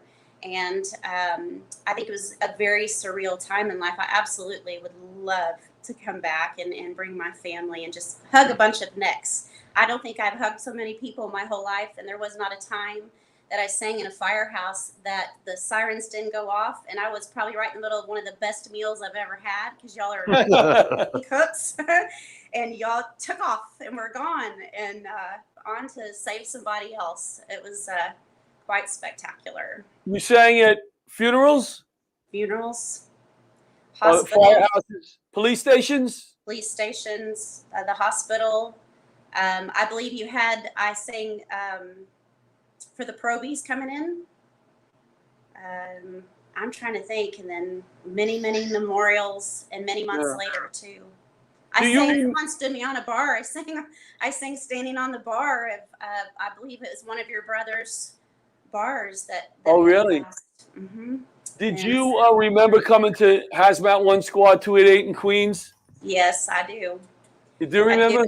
I have pins, I don't know what the correct terminology is, but I wore a shirt that had the 911 Angel Convoy logo or something on it. Someone had created a logo, right, and everybody just started pinning me. And my shirt was so heavy with pins, I had to wear a turtleneck under it.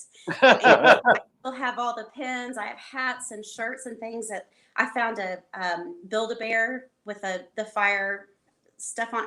It's amazing, the collection of things that I have that y'all gifted me. Yeah, it blows my mind. So yeah. And you're still singing? Absolutely. I know, Selena, if we wanted to hear you sing, where can we find you? Do we go to YouTube? Well, you can find me a little bit on YouTube. It's either under Becky Shaver or Becky James, and you can put my name in, usually Becky James or Becky Shaver Sings.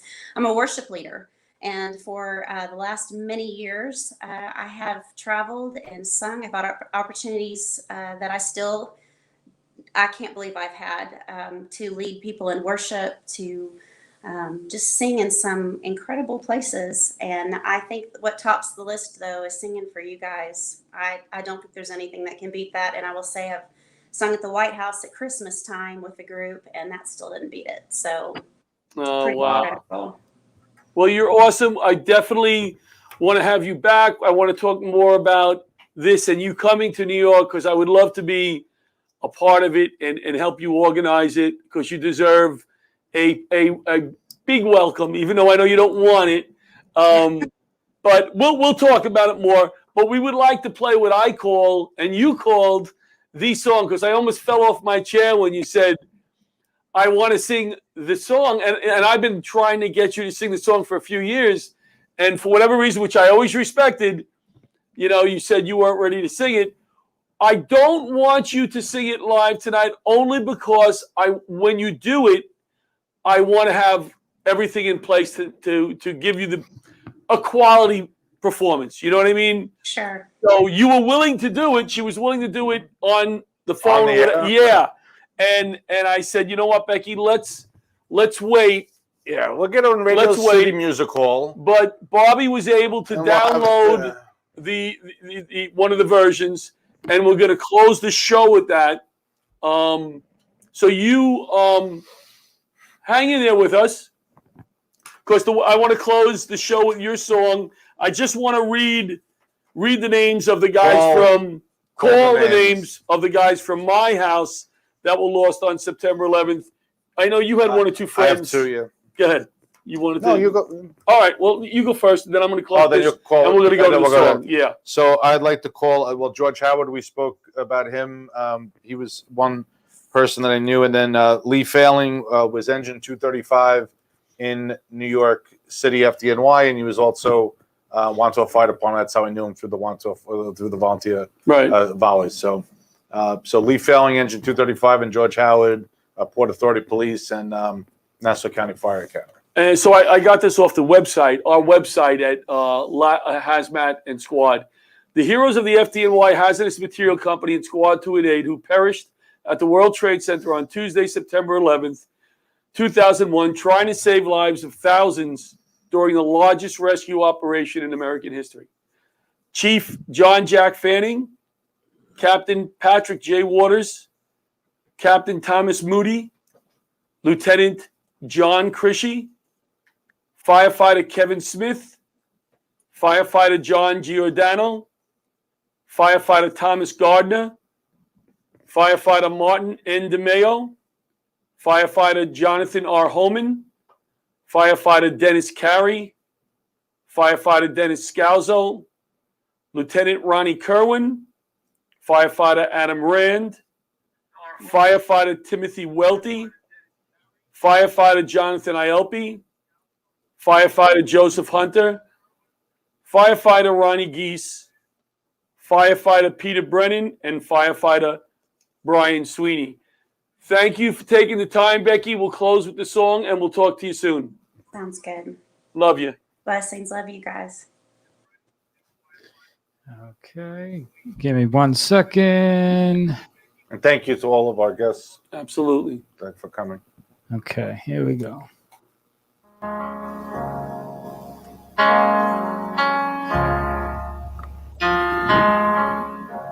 Spend all my time waiting for another day, for a day that will make it okay. There must be a reason, but I don't understand why I'm here and you were taken away. No way of knowing. You didn't stand a chance. One's mind cannot fathom such hate. If you can hear me, I want you to know I would gladly have taken your place in the arms of the angels, far away from here. In your peaceful surrender, you stood tall in the face of fear. I will never forget you. I salute you, my dear friend. In the arms of the angels, we shall meet someday again. Ooh.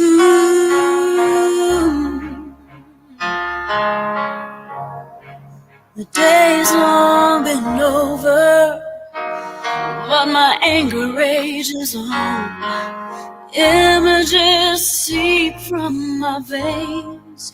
The world keeps on turning, but it's not like before. Life will forever be changed. A solemn reminder that freedom has a price. Makes it easier to believe.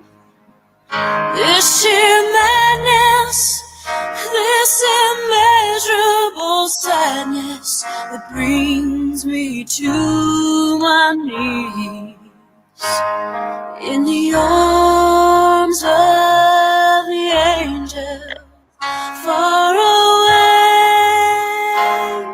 from here.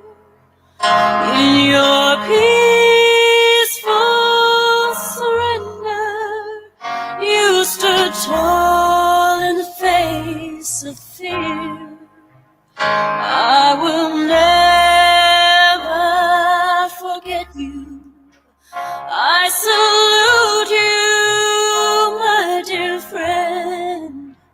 In the arms of the angels, we shall meet someday again. In the arms of the angels, we shall meet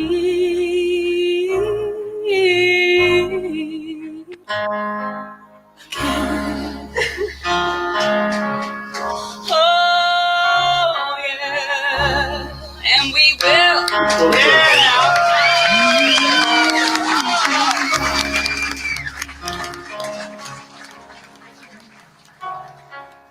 That's good.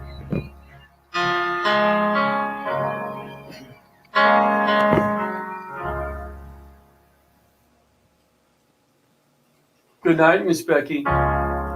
Happy Love you too.